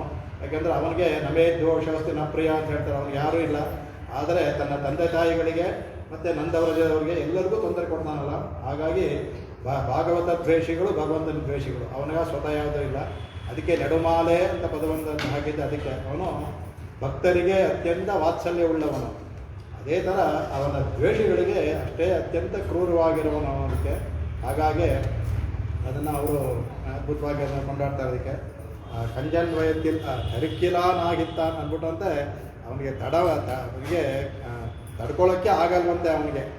ಆ ಥರ ಇದ್ಕೊಂಡ್ರಂತೆ ಅವನು. ಕಡೆಗೆ ಇವ್ರು ಹೇಳ್ತಾರೆ, ಧನಂಹರದ ಗೋಪಾನಾಂ ನಂದಂ ಬದ್ನೀತ ದುರ್ಮತಿಂ ವಸುದೇವಸ್ತು ದುರ್ಮೇಧ ಅನ್ಯತಾ ಮಾಷ್ಟ್ರಸತ್ತಮಃ. ಅವನು ಯಾವಾಗಿದಾಯ್ತೋ ಅವನ ಇದನ್ನ ಸಾಯಕ್ಕೆ ಮುಂಚೆ ಹೇಳ್ತಾನೆ, ಧನಂಹರದ ಹೋಗಿ ಗೋಕುಲದಲ್ಲಿ ಹೋಗಿರೋ ಅವರಿರೋ ಎಲ್ಲ ಹಸುಗಳನ್ನೆಲ್ಲ ತೊಗೊಂಬನ್ನಿ, ನಂದಂ ಬದ್ನೀತ ನಂದನನ್ನು ಸರೆಯಲ್ಲಿ ಇಟ್ಕೊಡಿ ಅವನಿಗೆ, ದುರ್ಮತಿಯವನು ಅಷ್ಟೇ ಯಾಕೆ ವಸುದೇವಸ್ತು ದುರ್ಮೇಧ ವಸುದೇವನಲ್ಲ ಅವನು ದುರ್ಮೇಧ ಅನ್ಯತಾಂ ಅವನು ಕೊಂದುಬಿಡಿ ಇವನು ಹೇಳೋದು. ಅದಕ್ಕೆ ಆಮೇಲೆ ಆಶ್ವಸತ್ತಮಃ ಅವನಿಗೆ ಸೇರಿದಂಥ ಎಲ್ಲರೂ ಮಾಡಿ ಅಷ್ಟ್ಯಾಗೆ ಉಗ್ರಸೇನ ಪಿತಾ ನನ್ನ ತಂದೆ ಅದನ್ನಲ್ಲ ಅವನಿಂದ ತಾನೇ ಇವಳು ಹುಟ್ಟಿದ್ಲು, ಇವಳಿಂದ ತಾನೇ ಇದೆಲ್ಲ ಬಂತು, ಅದರಿಂದ ಅವನ್ನೂ ಕೊಂದ್ಬಿಡಿ ಸಾಹಕ ಅಂತ ಹೇಳ್ತಾನಂತೆ. ಆವಾಗ ಇವನಿಗೆ ಭಗವಂತ ತಡೆಯೋಕ್ಕಾಗಲಂತೆ. ಅಲ್ಲಿವರೆಗೆ ಇರ್ತಾನಂತೆ. ಯಾವಾಗ ತಂದೆಯನ್ನು ಕೊಂದ್ಬಿಡು, ತಾತನ್ನು ಎಲ್ಲರನ್ನೂ ಕೊಂದ್ಬಿಡು, ನಂದನ್ನು ಕೊಂದ್ಬಿಡು, ವಸುದೇವನ ಕೊಂದ್ಬಿಡು ಅಂದಾಗ ಪ್ರಗೃಹ್ಯ ಕೇಶೇಶು ಇದೆ ಬಿಟ್ಟು ಹೇಳ್ತಾರೆ, ಚಲತ್ ಕಿರೀಟಂ ನಿಪಾತ್ಯ ರಂಗೋಪರಿ ತುಂಗಮಂಚಾತ್ ತಸ್ಯೋಪರಿಷ್ಟಾತ್ ಸ್ವಯಮಬ್ಜನಾಭಃ ಪಪಾತ ವಿಶ್ವಾಶ್ಚಯ ಆತ್ಮತಂತ್ರ ಅನ್ನೋದಂತ. ಪ್ರಗೃಹ್ಯ ಕೇಶೇಶು ಕೂದಲನ್ನ ಹಿಡ್ಕೊಂಡು ಎಳೆದಂತೆ. ಅವನು ಕೂದಲು ಉದ್ದಾಯ್ತು, ಕಿರೀಟ ಇತ್ತು, ಕಿರೀಟ ಇದ್ದು ಕೂದಲು ಉದ್ದಾಯ್ತಲ್ಲ, ಎಳೆದಾಗ ಕಿರೀಟ ಬಿತ್ತು. ಫಲತ್ ಕಿರೀಟ, ಆ ಕಿರೀಟ ಕೆಳಗಡೆ ಬಿತ್ತಂತ. ಅದಕ್ಕೆ ನಿಪಾತ್ಯ ರಂಗೋಪರಿ ತಂಗಮ. ಇದು ಅವನ ಅರಮನೆ ಅಲ್ಲ, ಇವರಿರೋದು ಇವ್ರಿಗೆ ಚಾಣೂರ ಮುಷ್ಟಿಕರಿಗೆ ಇದು ಮಾಡ್ತಿರ್ತಾರ, ಅಲ್ಲೇ ಸಂತೋಗ್ತಾನೆ ಅಂತ ಒಂದು ಮಂಚ ಮಾಡಿರ್ತಾನೆ ಅವನಿಗೆ. ಅವನಿಗೆ ರಂಗೋಪರಿ ತುಂಗ ಮಂಚ, ದೊಡ್ಡ ಮಂಚವನ್ನು ಮಾಡಿರ್ತಾರೆ, ಅಲ್ಲಿರ್ತಾನೆ. ಅಲ್ಲಿಂದ ಹಿಡಿತಾನೆ. ಕಂಸಂ ಪರೇತಂ ವಿಚಕರ್ಷ ಭೂಮೌ ಹರಿರ್ಯಥೇಭಂ ಜಗತೋ ವಿಪಶ್ಯತಃ ಹಾಹೇತಿ ಶಬ್ದ ಸುಮಹಾನ್ ತದಾ ಭೂತೆ ಉದೀರುತ ಸರ್ವ ಜನೈರ್ ನರೇಂದ್ರ ದದರ್ಶ ಚಕ್ರಾಯುಧ ಮಗ್ರತೋ ಯತಃ ತದೇವ ರೂಪಂ ದುರವಾಪಮಾಪ. ಅಂದರೆ ಅವನಿಗೆ ಅದರಲ್ಲೂ ಒಂದು ಒಳ್ಳೇದಾಯಿತು ಅಂತ ಹೇಳ್ತಾರೆ ಇದರಲ್ಲಿ. ಇದೇ ಇದನ್ನು ಸ್ವಾಮಿನೂ ಅದೇ ಥರ ಅದೇ ಹೇಳಿದರು. ಯಾವುದೋ ಇದಲ್ಲೂ ಆಹೇತಿ ಶಬ್ದ ಸ್ವಾಮಿ ಅಂತಲೇ ಹೇಳಿದ್ರು. ಎಳೆದು ಕೆಳಗಡೆ ಎಳಿತಾನಂತೆ. ಎಳೆದಾಗ ಇವನು ಯಾವಾಗಲೂ ಕೃಷ್ಣನ ಇದರಲ್ಲೇ ಇದ್ದ. ಕೇಡಾದ್ರೂ ಕೋಪದಲ್ಲಾದರೂ ಕೃಷ್ಣನೇ ನೆನೆಸ್ಕೊಳ್ತಾ ಇದ್ದ. ಆ ಕೃಷ್ಣನ ನೆನೆಸ್ಕೊಳ್ತಾ ಇದ್ದವನು. ಇವಾಗ ಭಗವಂತ ಮೇಲೆ ಬಂದು ಕೂತ್ಕೊಂಡ್ಬಿಟ್ನಲ್ಲ, ನೇರಿಗೆ ಕಣ್ಣು ಮೇಲೆ ನೋಡ್ತಾ ಇದ್ದಾನಂತೆ. ಹರಿಯತೆ ಜಗತೋ ವಿಶ್ವ, ಅವನು ಯಾರೋ ವಿಪಶ್ಚತ, ಅವನು ಜಗತ್ತಿನಾದಂತ ಹಾಹಾ ಅಂತ ಅವನು ಹೇಳಬೇಕಾದ್ರೂ ತದಾಭೂತ್ ಉರೀತ ಸರ್ವ ಜನೈರ್, ಎಲ್ಲರೂ ನೋಡ್ತಾ ಇರಂಗೆ ಹಾಹಾಕಾರ ಮಾಡ್ತಾ ಇರ್ತಾರೆ. ಆದರೆ ನೋಡಿದ್ಯಾರು? ದದರ್ಶ ಚಕ್ರಾಯುಧ ಮಗ್ರತೋ ಯತಃ, ಅವನ ಎದುರಿಗೆ ಕೃಷ್ಣ ಚಕ್ರಾಯುಧ ಹಾಕೊಂಡು 4 ಇದನ್ನು ತೋರಿಸ್ನಂತೆ.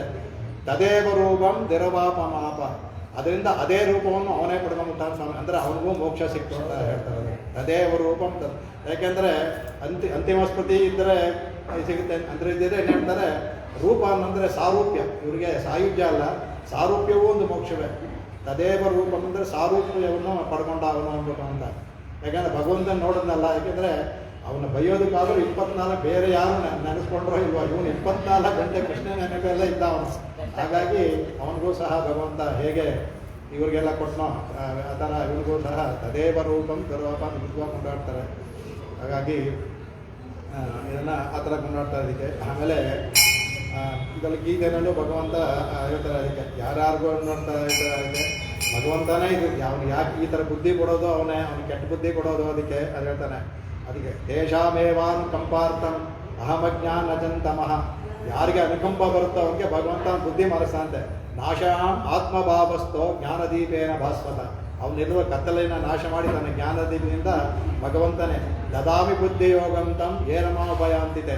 ಪ್ರಾಯಶಃ ಇವನಿಗೂ ಕಡೆಗಾಲದಲ್ಲಿ ಸಾಯುವಾಗ ಒಳ್ಳೆ ಬುದ್ಧಿ ಕೊಟ್ಟಿರಬೇಕು, ಅದರಿಂದ ಅವನಿಗೆ ಇದನ್ನೇ ತೋರಿಸ್ಕೊಂಡ ಭಗವಂತ ಅಂದ್ಬಿಟ್ರು ಹಾಗೆ ಹೇಳ್ತಾರೆ. ಅದಕ್ಕೆ ಅದರ ಇದರಲ್ಲಿ ಏನು ಹೇಳ್ತಾರೆ ಅಂದರೆ ಅವ್ರ ಕಡೆ ಹೇಳ್ತಾರೆ, ಹೀಗೆ ಈ ಇವನು ಈ ಥರ ಬಂದಮೇಲೆ ವೃತ್ತಿ ಅಂತೆಲ್ಲ ಹೇಳಿದ್ಮೇಲೆ ಕಡೆಗೆ ಅವಳಿಗೆ ಸುಮಾರು ಹೇಳ್ತಾರೆ, ಎನ್ನೋ ನಾವು ನೋಡ್ತಿರಲ್ಲ ಅದೆಲ್ಲ ಹೇಳ್ತಾಳಲ್ಲ, ಅದೆಲ್ಲ ಅವಳ ಲೀಲಾರಸಕ್ಕೆ ತುಂಬ ಅನುಭವಿಸ್ಬೋದು. ಬಹಳ ಶ್ಲೋಕಗಳಿದೆ. ಇವತ್ತು ಇನ್ನೊಂದು ಮುಗಿಸ್ಬೇಕು, ಹಾಗಾಗಿ ಅದನ್ನೆಲ್ಲ ಜಾಸ್ತಿ ಹೋಗೋದು ಬೇಡ ಕಡೆಗೆ. ಆಮೇಲೆ ಒಳಿತ್ತು ಒಳರ ಅನ್ಬೇಕಾದ್ರೂ ಹೇಳ್ತಾರೆ. ಅದಕ್ಕೆ ಆ ಒಳಿತ್ತು ಒಳರ ಅನ್ನೋದು ಅವನಿಗಿಲ್ವೇ ಇಲ್ಲ, ಇವರು ಅಂದ್ಕೊಂಡಿದ್ದಾರೆ. ಅದಕ್ಕೆ ಹೇಳ್ತಾನೆ, ನಿನಗೆ ಬೇಕಾದ್ರೆ ಕಳಿಸು ಅಂತ. ಆದರೆ ಅವ್ನು ಮಾಡೋ ಎಲ್ಲ ಕೆಲಸ ಒಳಿತು ಒಳರ ಥರ ಇಲ್ಲ, ತೋರಿಸ್ಕೊಳ್ಳೋ ಥರ ಇದ್ದಾನೆ. ಅವನು ಒಳಿತು ಒಳರ ಇದ್ದರೆ ಯಾವ ಒಂದು ಈ ಅಮಾನುಷ ಕೃತ್ಯವನ್ನು ಮಾಡಬಾರ್ದಾಗಿತ್ತು, ಆದರೆ ಮಾಡ್ತಾನೆ. ಯಾಕೆಂದರೆ ಹೋಗ್ತೇವೆ ಹೇಳಿ ಅಂದ್ಬಿಟ್ಟು. ಅದರಿಂದ ಒಳಿತು ಒಳರ ಅನ್ನೋದು ಇವರಿಗೆ ಇವರಿಗೆ ವಸುದೇವ ಇವರಿಗೆ ಇವನು ಬಿಚ್ಕೊಂಡಿರಲಿ, ಇವನಿಗೆ ಬೆಳೀಲಿ ಅಂದ್ಕೊಂಡ್ರೆ ಅವನು ಯಾರನ್ನೂ ಸಹ ತನ್ನ ಮಾಡುವ ಕೃತ್ಯವನ್ನೆಲ್ಲ ಕಂಸನೇ ಗೊತ್ತಾಗಬೇಕು ಅಂತಲೇ ಮಾಡಿದಂತೆ. ಅವ್ನು ಮಾಡ್ತಿದ್ದ ಪ್ರತಿಯೊಂದು ಕೃತ್ಯವೂ ಕಂಸನಿಗೆ ಗೊತ್ತಾಗಬೇಕು ಅಂದ್ಬಿಟ್ಟು ಎಲ್ಲವನ್ನೂ ಸಹ ಮಾಡಿದಂತೆ ಅವನು. ಹಾಗಾಗಿ ಅವನು ಬರೋವನ್ನೆಲ್ಲ ಕೊಂದ ಮಾಡ್ದ ಅಂದ್ಬಿಟ್ಟು ಅಂತ. ಈ ಒಳಿತು ಒಳರನು ನಮ್ಮ ಇವರ ಒಂದು ಅವನ ಮೇಲೆ ಪ್ರೀತಿಯಿಂದ ಇವನ್ನ ಮುಚ್ಚಿಟ್ಟು ಇವನ್ನ ಕಾಪಾಡಬೇಕು ಅಂತ ಅಂದ್ಕೊಂಡ್ರೆ ಅವನಿಗೆ ಅದು ಯಾವುದೂ ಇರಲಿಲ್ಲ ಅವನು ಅಂದ್ಬಿಟ್ಟು ಅಂತ. ಆಮೇಲೆ ಎಲ್ಲ ಹೇಳ್ತಾರೆ, ಯಾಕೆ ಎಲ್ಲ ಒಬ್ಬರು ಅವಳು ಒಳಿತು ಅಂದರು, ಇವನ ಹೆಸರು ಹೇಳಿಲ್ಲ, ವರುತ್ತಿ ಅಂದರು, ವರುರಾತ್ ಎಲ್ಲ ಹೇಳ್ತಾರೆ ಅಂದ್ಬಿಟ್ಟು ಹೇಳ್ತಾರೆ. ಅದಕ್ಕೆ ಶಾಸ್ತ್ರದಲ್ಲಿ ಇದೆ, ಅದಕ್ಕೆ ಪೂಜ್ಯರ ಅಂತ ಹೆಸರನ್ನು ಹೇಳಿಕೊಡೋದಂತು. ಆತ್ಮನಾಮ ಗುರೋರ್ನಾಮ ನಾಮಾತಿ ಕೃಪಣಸ್ಯ ಚ ಶ್ರೇಯಸ್ಕಾಮೋ ನ ಗೃಹೀಯಾತ್ ಜ್ಯೇಷ್ಠ ಪುತ್ರ ಕಳತ್ರಯೋಹೋ ಅಂದ್ಬಿಟ್ಟು ಅಂತ.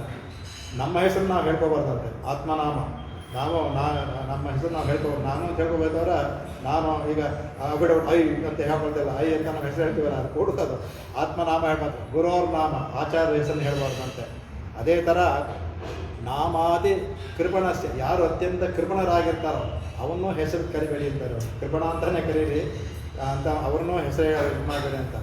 ಆಮೇಲೆ ಯಾರು ಶ್ರೇಯಸ್ಸನ್ನು ಬಯಸ್ತಾರೋ, ಶ್ರೇಯಸ್ಕಾಮಃ ನ ಗೃಹೀಯಾತಂದರೆ ಏನು ಯಾತಂದರೆ, ಆಮೇಲೆ ಜ್ಯೇಷ್ಠ ಆಪತ್ಯ, ದೊಡ್ಡ ಮಗನ್ನು ಹೆಸರು ಕರಿಬಾರ್ದಂತೆ. ಆ ಇಟ್ಟ ಹೆಸರಿಂದ ಹೆಸರು ಕರಿಬಾರ್ದು, ಇಟ್ಟ ಹೆಸರನ್ನ. ಅದಕ್ಕೆ ನೋಡಿ, ಈಗಿನ ಕಾಲದಲ್ಲಿ ಹಿಂದಿನ ಕಾಲದಲ್ಲೆಲ್ಲ ಬೇರೆ ಅವ್ರಿಗೆ ಕಣ್ಣ ತನ ಕೃಷ್ಣ ಬೇರೆ ಹೇಳ್ತಾ ಇದ್ರು. ಆ ದೊಡ್ಡ ಮಗನಿಗೆ ಇಟ್ಟ ಹೆಸರು ಕರಿತಿರಲ್ಲ. ಅದೇ ಥರ ಕಳತ್ರಯೋ ಹೆಂಡತಿ ಹೆಸರನ್ನು ಕರಿಬಾರ್ದಂತೆ. ಹೆಸರು ಹೆಂಡತಿಯನ್ನು ಹೆಸರು ಕರಿಬಾರ್ದು. ನಾ ಇಲ್ಲಿವರೆಗೂ ಅವ್ನ ಹೆಸರು ಕರೆದಿಲ್ಲ, ಕರಿಬಾರ್ದು. ಇದೇ ಶಾಸ್ತ್ರ ಇದೆ, ಕಳತ್ರಯ ಅವರು ಕರಿಬಾರ್ದು, ಇವರು ಸಹ ಕರಿಬಾರ್ದು. ಯಾಕಂದರೆ ಇದು ಶಾಸ್ತ್ರ ಹೇಳುತ್ತೆ, ಇದೊಂದು ಜ್ಯೇಷ್ಠ ಪುತ್ರನ ಹೆಂಡತಿನ ಆಚಾರ್ಯ ಹೆಸರನ್ನ ನಾವು ಆತ್ಮನಾಮ ಗುರು ಇದು ಮಾಡಬಾರ್ದು. ಅದಕ್ಕೆ ಇವಳು ಎಲ್ಲರೂ ಆಚಾರ್ಯರು ಗುರುವರು ಇದೆಲ್ಲ, ಹಾಗಾಗಿ ಯಾರನ್ನು ಹೆಸರು ಕರೆಯಿಲ್ಲ. ಬಿಟ್ಬಿಟ್ರು ಅಲ್ಲಿ ಗಂಡ ಬಿಟ್ಬಿಟ್ರು, ಅದಕ್ಕೆ ಎಲ್ಲರೂ ಕರೀತಾ ಇದ್ದಾರೆ. ಯಾರು? ಗಂಡನ ಹೆಸರು ಬಿಟ್ಬಿಟ್ರು ಅಂತ ಅದೇ ನಾನು ಹೇಳ್ದಲ್ಲ, ಗಂಡನ ಹೆಸರು ಕರಿಬಾರ್ದು. ಅದು ಬಿಟ್ಟರು ಅಂದ್ರೆ ಕಳತ್ರಯೋಹ ಅಂದ್ರೆ ಕಳತ್ರಯೋಹನೋ ಎರಡೂ ಆಗುತ್ತೆ. ಕಳತ್ರ ಅಂದ್ರೆ ಗಂಡ ಹೆಂಡತಿ, ಹೆಂಡತಿ ಗಂಡ, ಅದು ಇದ್ದೇ ಇದೆ. ಆದರೆ ಇವಾಗ ಇದಾಗಿದೆ, ಇವನ ಹೆಂಡತಿ ಹೆಸರು ಕರೆಯಲ್ಲ, ಆದರೆ ಅವಳು ಇವನ ಹೆಸರು ಕರೀತಾಳೆ. ಆ ಥರ ಇವಾಗ ಆಗಿದೆ, ಒಂದು ಕಡೆ ಆಗಿದೆ ಅದಕ್ಕೆ. ಹಾಗಾಗಿ ಇದು ಇದನ್ನ ಅದರಿಂದ ಇವಳು, ಯಾಕಂದ್ರೆ ದೇವಕಿ, ಯಶೋಧ, ನಂದ, ಇಲ್ಲ ಕೃಷ್ಣ ಎಲ್ಲರೂ ಆಚಾರ್ಯ ಗುರುಗಳ ಸ್ಥಾನದಿಂದ ಯಾರನ್ನು ಹೆಸರಿದ ಇವಳು ವರುತ್ತಿ ಒತ್ತವನನ್ನು ಹೇಗೆ ಹೇಳ್ಕೊಂಬಂದ್ಲದವರ ಯಾರ ಹೆಸರನ್ನು ಕೊಡಿಲ್ಲ. ಇದು ಶಾಸ್ತ್ರ ಇದೆ, ಆ ಶಾಸ್ತ್ರದಿಂದ ಅವಳು ಹೇಳಿಲ್ಲ ಅಂತ ಕೆಲವು ವ್ಯಾಖ್ಯಾನ ಮಾಡಿದ್ದಾರೆ ಕಡೆಗೆ. ಆಮೇಲೆ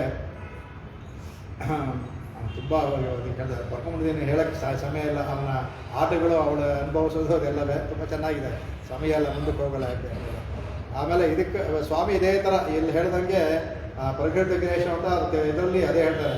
ಕಚಗ್ರಹೇಣ ಸ್ವಾಮಿ ಯಾವುದೋ ಹಬ್ಬದಲ್ಲಿ ಕಚಗ್ರಹೇಣ, ಕಚ ಅಂದರೆ ಕೂದಲು, ಕಚಗ್ರಹೇಣ ವಿವಶಂ ಕಂಸ ಮಾಕೃಶ್ಚ ಪಾತಯನ್ನೇ ಪತನ್ ಭಕ್ಷ್ಯಸ್ಥಲೆ ತಸ್ಯ ತತ್ವಸ್ಥ ಮುದಪಾಟಯನ್ನೇ.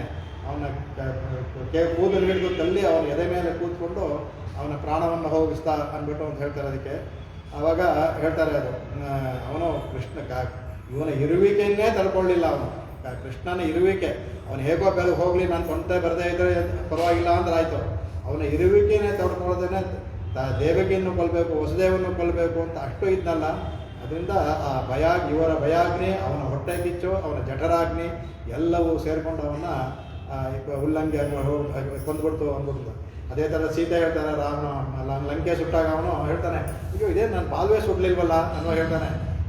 ಯಶೋಕವನ್ನಿನ್ ಜನಕಾತ್ಮಜಾಯ ತೇನೈವ ಹೇಳ್ತಾರೆ ದದಾಮ ಲಂಕಾಂ ಅನ್ಬಿಟ್ಟು ಅಂತ. ಆ ಥರ ಇದು ಸೀತೆಯ ಶೋಕಾಗ್ನಿ ಆಗಿದ್ದರಿಂದ ನನಗೆ ಸುಡಲಿಲ್ಲ, ಲಂಕೆಯನ್ನು ಸುಟ್ಟು ಅಂದ್ಬಿಟ್ಟು ಅಂತ. ಲಂಕೆಯನ್ನು ಸುಟ್ಟಿದ್ದು ಸೀತೆಯ ಶೋಕಾಗ್ನಿ ಅಂದ್ಬಿಟ್ಟು. ಹಾಗೆ ದೇವಕಿ ವಸುದೇವರ ಶೋಕಾಗ್ನಿ ಕಂಸನ್ನ ಕೊಂತು, ಇವನೇನು ಕೊಲ್ಲಿಲ್ಲ ಅಂದ್ಬಿಟ್ಟು ಅದನ್ನು ಹೇಳ್ತಾರೆ ಅದಕ್ಕೆ. ಆಮೇಲೆ ಇದರಲ್ಲಿ ನೆಡುಮಾಲ್ ಅನ್ನುವಾಗ ಅತ್ಯಂತ ಪ್ರೀತಿ ಇರೋನು, ಅಂದರೆ ಯಾರನ್ನು ಅತ್ಯಂತ ವಾತ್ಸಲ್ಯ ಅಂದರೆ ವಾತ್ಸಲ್ಯದಿಂದ ನಮಗೆ ದ್ವಾಸನ ಆಗ್ಬಿಡ್ತಾನು. ಆ ಥರ ಇದಿರ್ತಾರೆ ಅಂತ ಹೇಳ್ತಾರೆ ಅದಕ್ಕೆ. ಕರುತ್ತೈ ಪ್ರಿಯಪ್ಪಿತ್ತು ಅಂತ ಮನಸ್ಸನ್ನು ಪ್ರಿಯಪ್ಪಿತ್ತು ಅಂದರೆ ಹಿಂಡು, ಆ ಥರ ಹೊಟ್ಟೆ ಉರಿ ಯಾವ ಥರ ಇತ್ತು ಅಂದರೆ ಇದಕ್ಕಿಂತ ಒಳ್ಳೆ ಪದ ಹಾಕೇ ಇಲ್ಲ. ಕರುತ್ತೈ ಪ್ರಿಯಪ್ಪಿತ್ತು ಕಂಜನ್ ವಯಟ್ಟು ಅಂದ್ಬಿಟ್ಟು ಅಂತ. ಆ ಹೊಟ್ಟೆನಲ್ಲಿ ಆ ಥರ ಹಿಂಡು ಥರ ಅಂತಲ್ಲ, ಆ ಹಿಂಡು ಥರ ಅವನಿಗೆ ಆಯ್ತಾ, ಹಿಂಡೋ ಥರ ಇತ್ತಂತೆ ಅವನಿಗೆ ಹೊಟ್ಟೆ ಉರಿ. ಆ ಕೃಷ್ಣನ ಹಿಂಡೋ ಥರ ಅವನ ಮನಸ್ಸಲ್ಲಿ ಅಷ್ಟು ಇತ್ತು ಅಂದ್ಬಿಟ್ಟು ಅಂತ. ಅದಕ್ಕೆ ಉನ್ನೈ ಅರುತ್ತಿತ್ತು ಒಂದು ಅಂತ ಹೇಳ್ತಾರೆ. ಇಷ್ಟೆಲ್ಲ ಹೇಳ್ಬಿಟ್ಟು ಈ ಥರ ಮಾಡಿದಂಥ ಉನ್ನೈ, ಈ ಥರ ಇಷ್ಟೆಲ್ಲ ಮಾಡಿದಿಲ್ಲ, ಇಂತಹ ಮಾಡಿದಂಥ ಉನ್ನೈ ಅಂದ್ಬಿಟ್ಟು.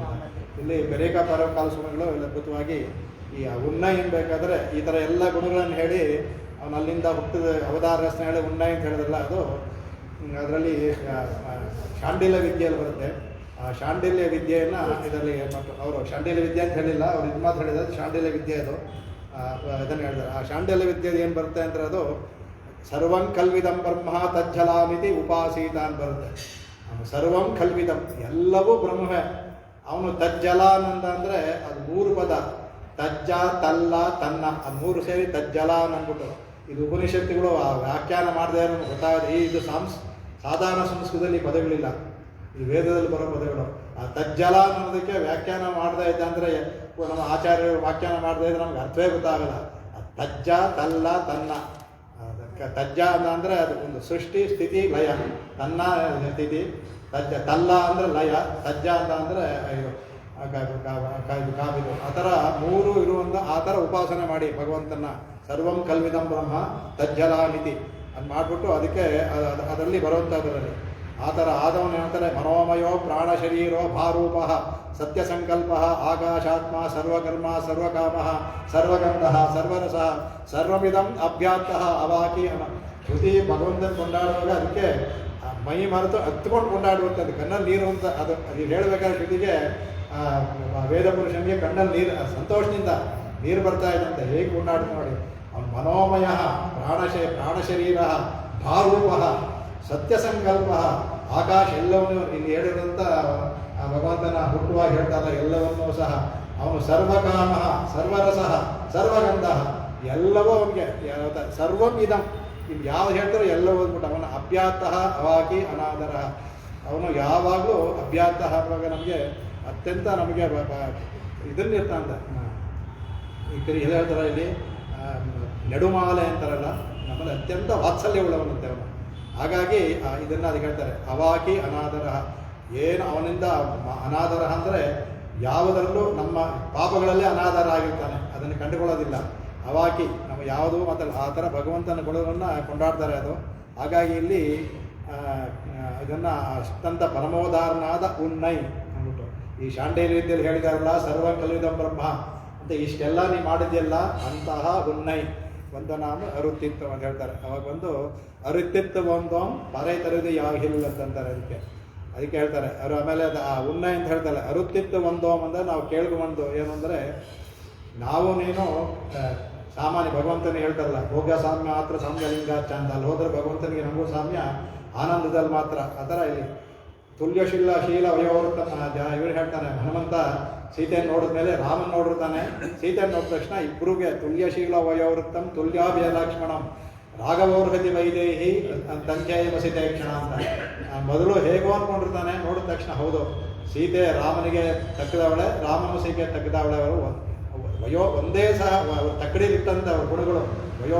ತುಲ್ಯಶೀಲ, ಅವರ ಶೀಲ ಒಂದೇ ಥರ. ಇಲ್ಲಿ ತುಲ್ಯಾಭಿ ಲಕ್ಷಣ ಇಲ್ಲಿ ಹೇಳ್ತಾರಂತೆ. ನಾವು ಅದೇ ಥರ ಮಾಡಿದ್ರೆ ನಾವಿಲ್ಲಿ ಬಂದಿವರಲ್ಲೂ ಅದೇ ಥರ ನಾವೆಲ್ಲರಿಗೂ ತುಲ್ಯಾಭಿಯ ಲಕ್ಷಣ. ನಿನ್ನ ಮೇಲಿರೋ ವಿಶ್ವಾಸ ಪ್ರೀತಿ ಒಂದೇ ಥರ ಇದೆ ನಮ್ಮ ಬಂದಿರೋ ಎಲ್ರಿಗೂ. ನೀನು ಸಹ ತುಲ್ಯಶೀಲ, ನೀನು ಅದೇ ಥರ ಇದೆ. ಅದರಿಂದ ನಮ್ಮಲ್ಲಿ ನನಗೂ ನಿನಗೂ ಅರುತ್ತಿತ್ತು ಒಂದು. ಅದರಿಂದ ನೀನು ನಮ್ಮ ಜೊತೆ ಅದೇ ಥರ ಪಳಗ್ತೀಯ, ಸಮಾನವಾಗಿ ಪಳಗ್ತೀಯ. ಹೇಗೆ ಭಗವಂತ ಅಲ್ಲಿ ನಮಗೆ ಸಾಯುಜ್ಯ ಬರ್ತಾನೋ ಆ ಥರ ನೀನು ಮಾಡ್ತೀಯಲ್ಲ, ಅದೇ ಥರ ಬಂದಿದ್ದೀವಿ. ಅರುತ್ತಿತ್ತು ಒಂದು ಪರೆ ತರದಿ ಯಾಗಿಲ್ಲ ಅಂತಾರೆ.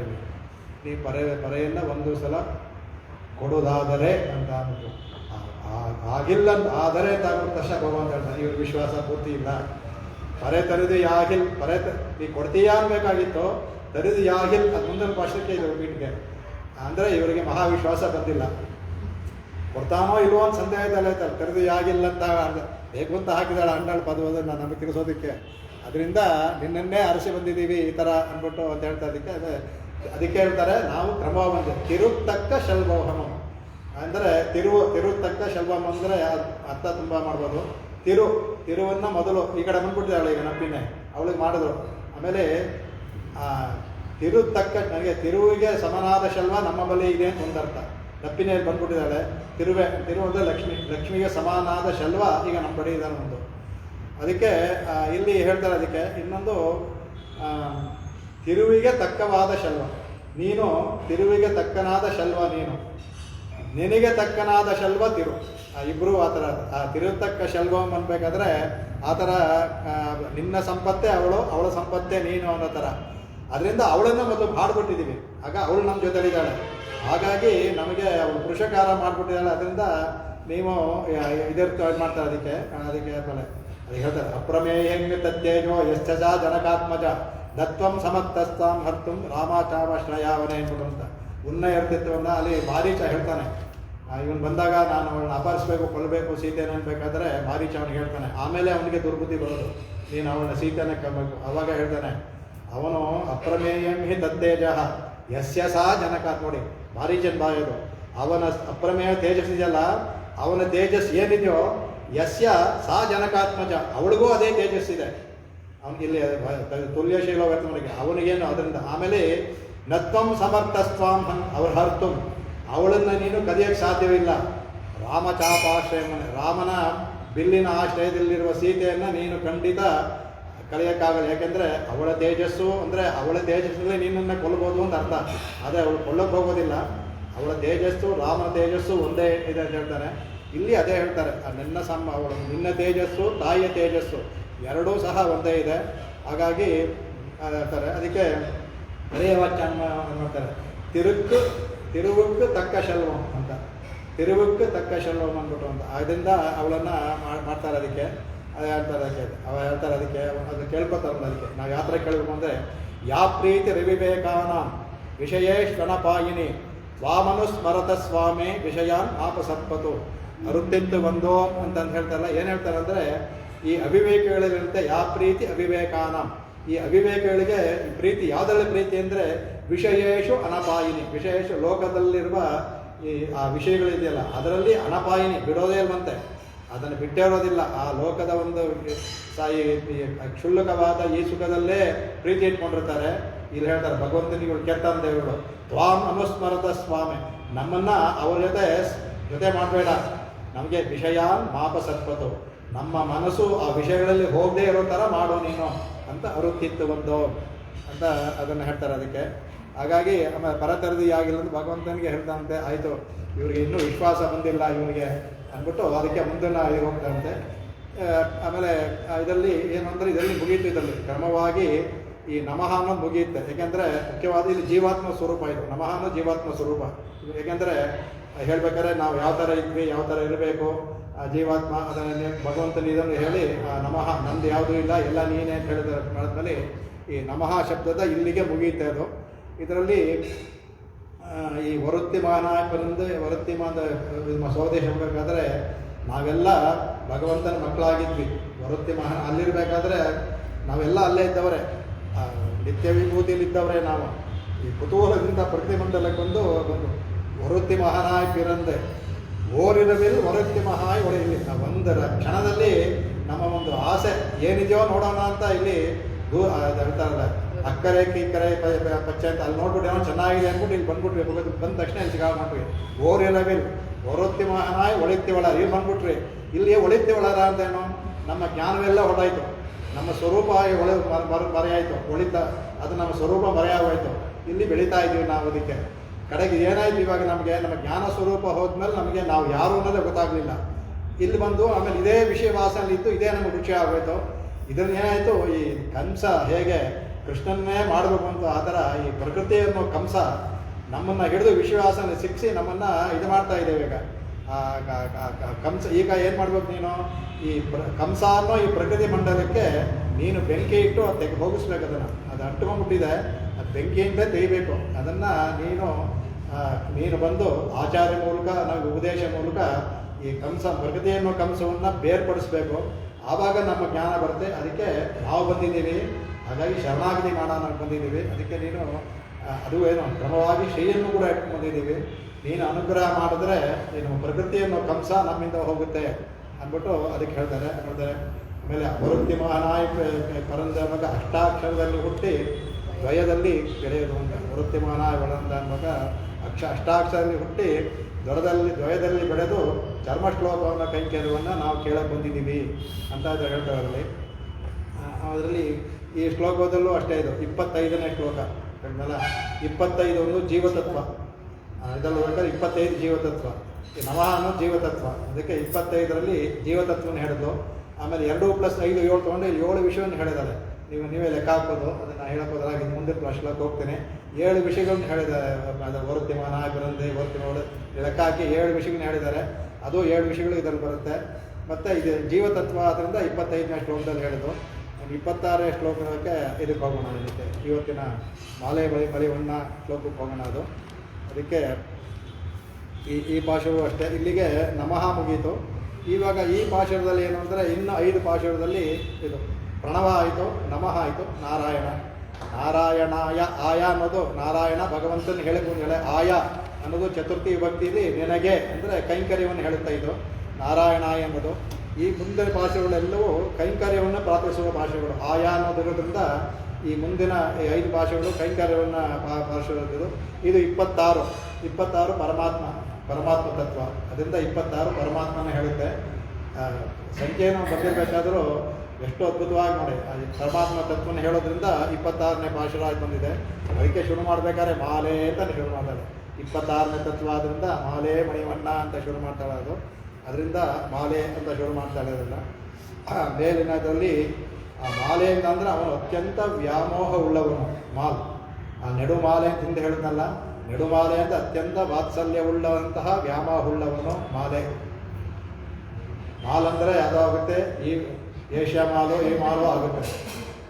ಏನು ಅಂದರೆ ಭಗವಂತನಿಗೆ ನಮ್ಮ ಮೇಲೆ ವ್ಯಾಮೋಹ, ಮಾಲುಗಳಿಗೆ ನಮ್ಮ ಪರ್ಸ್ ಮೇಲೆ ವ್ಯಾಮೋಹ.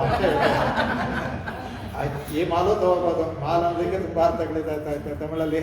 ಆ ಮಾಲ್ ಅಂತ ಇದು ಭಗವಂತನ ತೊಗೋಬೋದು. ಅದಕ್ಕೆ ಪ್ರಾಯಶಃ ಮಾಲ್ ಅಂತ ಇಟ್ಟರೋ ಏನೋ ಗೊತ್ತಿಲ್ಲ. ಅತ್ಯಂತ ವ್ಯಾಮ ಉಳ್ಳವನು ಭಗವಂತ ಅವನು. ಅದನ್ನ ಹೇಳ್ತಾರೆ. ಅದಕ್ಕೆ ಮಣಿವಣ್ಣ ಅಂತ ಸಂಬೋಧನೆ ಮಾಡಿದ್ರು. ಅದಕ್ಕೆ ಅದು ಅದ್ಭುತವಾದಲ್ಲಿ ಏನಂದರೆ ನೀಲರತ್ನ ಛಾಯೆ ಉಳ್ಳವನು. ನೋಡಿ, ಮಣಿ ಅನ್ನೋದು ತುಂಬ ಪ್ರಕಾಶವ ತೇಜಸ್ವಿಯಾಗಿದೆ, ಚಿಕ್ಕದು, ಸುಲಭವಾಗಿ ಇಟ್ಕೋಬೋದು, ಬೆಲೆನೂ ಜಾಸ್ತಿ. ಇದು ನೀವು ಒಂದು 50 kg ಒಂದು ಅಕ್ಕಿ ಇಟ್ಟ ಅಂದರೆ ಬೆಲೆನೂ ಕಮ್ಮಿ, ಅದು ಇಟ್ಕೊಳ್ಳೋಕೆ ಮುಚ್ಚೋಕ್ಕಾಗಲ್ಲ. ಒಂದು ಮಣಿ ನೋಡೋಕ್ಕೂ ಚೆನ್ನಾಗಿದೆ, ಚಿಕ್ಕದು, ಒಂದು ಬಟ್ಟೆಯಲ್ಲಿ ಸುತ್ಕೋಬೋದು, ಬೆಲೆನೂ ಜಾಸ್ತಿ. ಆ ಥರ ಭಗವಂತ ಅಷ್ಟು ಸುಲಭನಾಗಿ ನಾವು ಕಟ್ಟಿ ನಮ್ಮ ಹತ್ರ ಇಟ್ಕೋಬೋದು ಅವನಿಗೆ. ಆ ಥರಕ್ಕೆ ಮಣಿವಣ್ಣ ಅಂತಂದ್ರು ಅವನ ನಾವು ಕಟ್ಟಿ ನಮ್ಮ ಸೊಂಟದಲ್ಲಿ ನಾವು ಬಟ್ಟೆಯಲ್ಲಿ ಕಟ್ಟಿಟ್ಕೋಬೋದಂತೆ ಅವನಿಗೆ. ಆ ಥರ. ಅದಕ್ಕೆ ಮಾರ್ಗಳಿ ನೀರಾಡುವ. ಈಗ ಇಲ್ಲೆಲ್ಲ ಮುಗೀತಲ್ಲ, ಮೊದಲ ಭಾಷೆಯಲ್ಲಿ ಮಾರ್ಗೈ ಹೇಳಿದ್ರೆ ಮತ್ತೆ ಇಲ್ಲಿ ಮಾರ್ಗೈ ಯಾಕೆ ಹೇಳ್ತಾಳೆ ಅಂದರೆ ಅದು ವ್ರತವನ್ನು ಶುರು ಮಾಡುವಂಥ ಮಾರ್ಗೈ ಆಯಿತು. ಈಗ ಅವಭೃತ ಸ್ನಾನ ಮಾಡಬೇಕು, ಇಲ್ಲಿ ಮಾರ್ಗೈ ನೀರು, ಇದು ಅವಭೃತ ಸ್ನಾನ ಮಾಡಬೇಕು. ಅದರಿಂದ ಈ ಮಾರ್ಗೈ ನೀರಾಡುವ ಅವಭೃತ ಕಡೆಯಲ್ಲಿ ಮಾಡ್ತಾಳೆ. ಅಂದರೆ ಅವಭೃತ ಮಾಡೋದಕ್ಕೆ ನಾವು ಕರಿತಾ ಇದ್ದೀವಿ ಅಂತ ಇಲ್ಲಿನ ಸಂಬೋಧನೆ ಮಾಡ್ತಾಳೆ.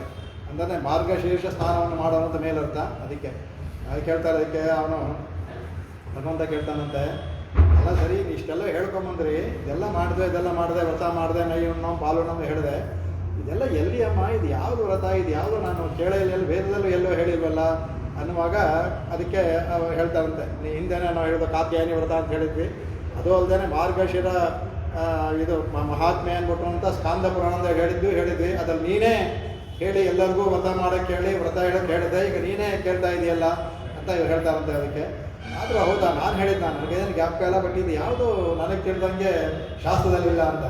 ಶಾಸ್ತ್ರದಲ್ಲಿಲ್ಲದೆ ಇರ್ಬೋದು, ನಮಗೆ ನಮ್ಮ ಹಿರಿಯರು ಹೇಳಿದ ಮಾಡಿದ್ದಾರೆ. ಅದು ಮೇಲಯಾರ್ ಶೈವನ ಹೇಳು, ನಮ್ಮ ಹಿರಿಯರು ಹೇಳಿಕೊಟ್ಟು. ಇದು ಈ ಪಾಶುರದ ತಿರುಪಾವೆಯಲ್ಲಿ ಕೆಲವು 3-4 ಭಾಗದಲ್ಲಿ ಕೂಡಿರುಂದೆ ಕುಳಿರುಂದೆ ಈ ಮೇಲಯಾರ್ ಇವೆಲ್ಲ ಅದ್ಭುತವಾದ ವಾಕ್ಯಗಳಿದು. ಅದಕ್ಕೆ ಮೇಲಯಾರ್ ನನಗೆ ಯಾವ ಶಾಸ್ತ್ರದಲ್ಲಿದೆಯೋ ಯಾವ ವೇದ್ಯಲ್ಲೂ ಗೊತ್ತಿಲ್ಲ, ನಾವು ಗೋಪಸ್ತ್ರೀಯರು. ಆದರೆ ನಮ್ಮ ಹಿರಿಯರು ಮಾಡಿದ್ರು, ಹೇಳಿದ್ರು, ಅವ್ರು ಹೋಗಿ ವ್ರತ ಮಾಡಿದ್ರು, ಮಾಡ್ತಾ ಇದ್ದೀವಿ, ಅದನ್ನು ಮಾಡೋಕ್ಕೆ ಬಂದಿದೆ. ಮೇಲಯಾರ್ ಅವ್ರು ಅದರಿಂದ ನೀನು ವೇಂಡುವನ ಕೇಳ್ತೀಯೇರ್. ಅವಾಗ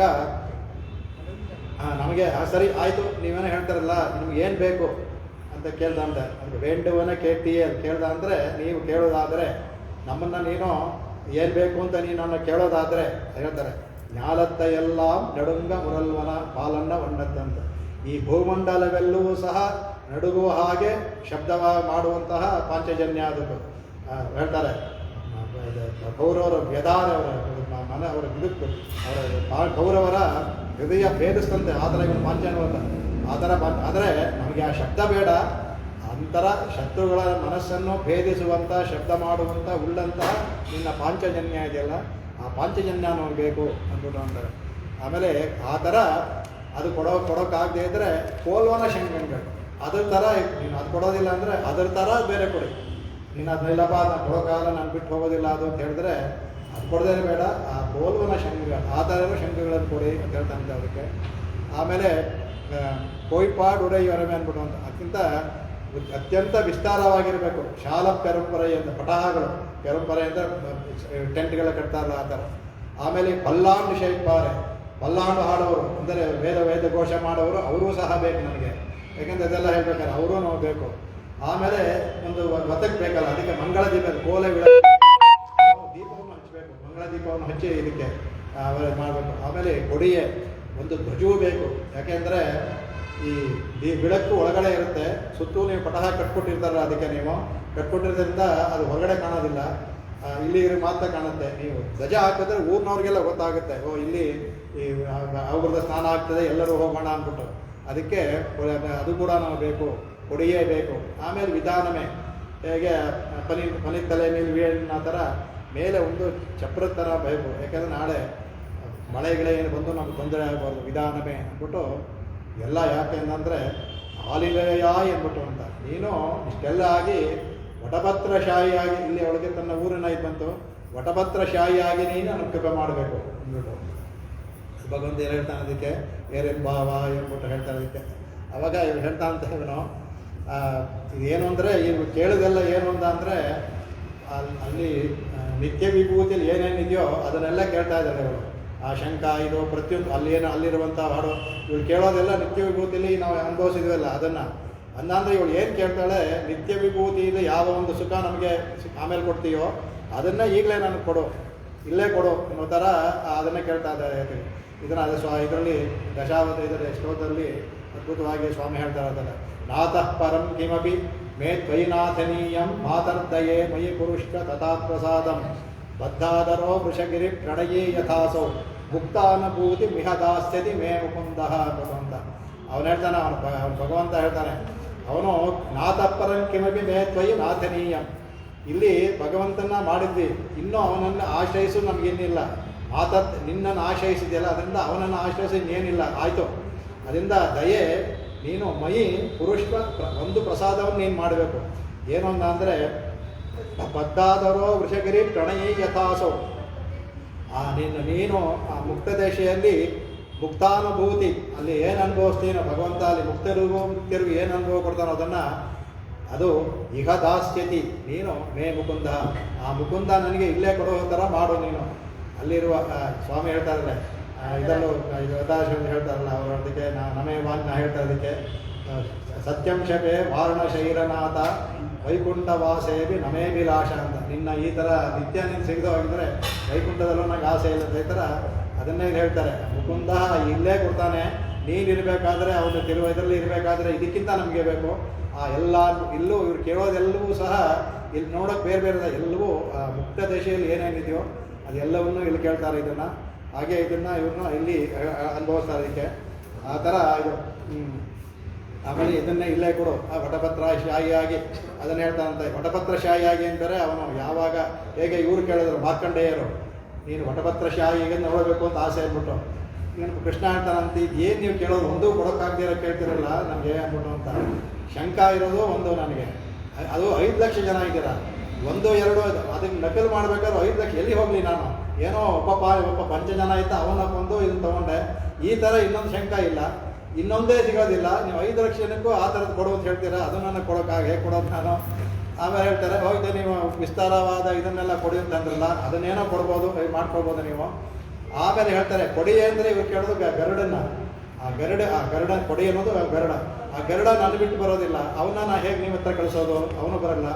ಈ ಆಮೇಲೆ ಹೇಳ್ತಾರೆ ಕೋಲ ಬೆಳಕ ಅಂದರೆ ಈ ಮಂಗಳವಾದ ದೀಪ, ಇಲ್ಲಿರುವ ದೀಪವನ್ನು ಕೊಡಬಹುದು ಅದರ ಅಲ್ಲಿರುವಂಥ ಮಂಗಳ ದೀಪ ಅದು ನಾನೇ ಆಗಿದ್ದೀನಿ. ಅದನ್ನು ನಾನು ಎಷ್ಟು ಜನಕ್ಕೆ ಏನು ಕೊಡೋಕ್ಕಾಗುತ್ತೆ, ಅದು ಸಹ ಕೊಡೋಕ್ಕಾಗಲ್ಲ ನಿಮಗೆ. ವಟಪತ್ರ ಶಾಹಿ ಅಂತ ಕೇಳ್ತೀರಾ, ವಟಪತ್ರ ಶಾಹಿಗೆ ನಾನು ಪ್ರಳಯ ಕಾಲದಲ್ಲಿರೋದು ಇಲ್ಲಿ ಹೇಗೆ ತೋರಿಸ್ಲಿ, ನೀವು ಕೇಳೋದು ಯಾವುದೂ ಕೊಡೋಕ್ಕಾಗುತ್ತೆ ಅಂತ ಭಗವಂತ ಹೇಳ್ತಾನಂತೆ ಅವರು. ಅದಕ್ಕೆ ಇವರು ಹಠವನ್ನು ಬಿಡೋದಿಲ್ಲ ಇವರು. ನೀವು ನಿನ್ನ ಕೈಲಿ ಆಗದೆ ಅದು ಯಾವುದಿದೆ, ನಮಗೆ ಇದೆಲ್ಲ ಬೇಕು, ನೀನು ನನಗೆ ಕೊಡಲೇಬೇಕು ನೀನು ಅಂದ್ಬಿಟ್ಟು ಅಂತ ಹೇಳ್ತಾರೆ. ಅದರಲ್ಲಿ ಆ ಹಿಂದಿನ ಹೇಳ್ತಲ್ಲ ಯಾಗೆಲ್ಲ ಅಂತ ಹೇಳೋದ್ರಿಂದ ಅವರ ಒಂದು ಮಹಾವಿಶ್ವಾಸ ಇನ್ನು ಹುಟ್ಟಿಲ್ಲ ಅವ್ರಿಗೆ. ಆ ಮಹಾವಿಶ್ವಾಸ ಹುಟ್ಟದೇ ಇರೋದ್ರಿಂದ ಅವ್ರಿಗೆ ಇದನ್ನು ಅವ್ರು ಈ ಮಾತನ್ನು ಹೇಳ್ತಾರೆ. ಅದಕ್ಕೆ ಆಮೇಲೆ ಇದು ಎರಡು ಹೇಳ್ತಲ್ಲ. ಆಮೇಲೆ ಆ ಉನ್ನ ಏರುತ್ತಿತ್ತು ಅಂದರೆ ಇದು ಕೊಡುತ್ತಾನೋ ಇಲ್ಲವೋ ಅಂತ ಅದು ಪರತರದಿ ಆಗಿಲ್ಲ ಅನ್ನುವಾಗ ಆ ಒಂದು ಸಂದೇಹ ಇತ್ತಲ್ಲ ಅದಕ್ಕೆ. ಆಗ ಇದು ಅಂಗ ನ್ಯೂನವಾಯಿತು ಅವರಿಗೆ. ಮಹಾವಿಶ್ವಾಸ ಪ್ರಧಾನವಾದ ಅಂಗಗಳಲ್ಲಿ ಆ ಪ್ರಧಾನ ಅಂಗವೇ ನ್ಯೂನವಾಯ್ತಲ್ಲ ಅವರಿಗೆ. ಅದಕ್ಕೆ ಈಗ ಭಗವಂತ ಇವರಿಗೆ ಇದನ್ನ ಪರೀಕ್ಷೆ ಮಾಡ್ತಾನೆ. ಇನ್ನೂ ಇಲ್ದಾರೆ ಕೊಟ್ಬಿಡ್ತಾ ಇದ್ದ ಅವರು.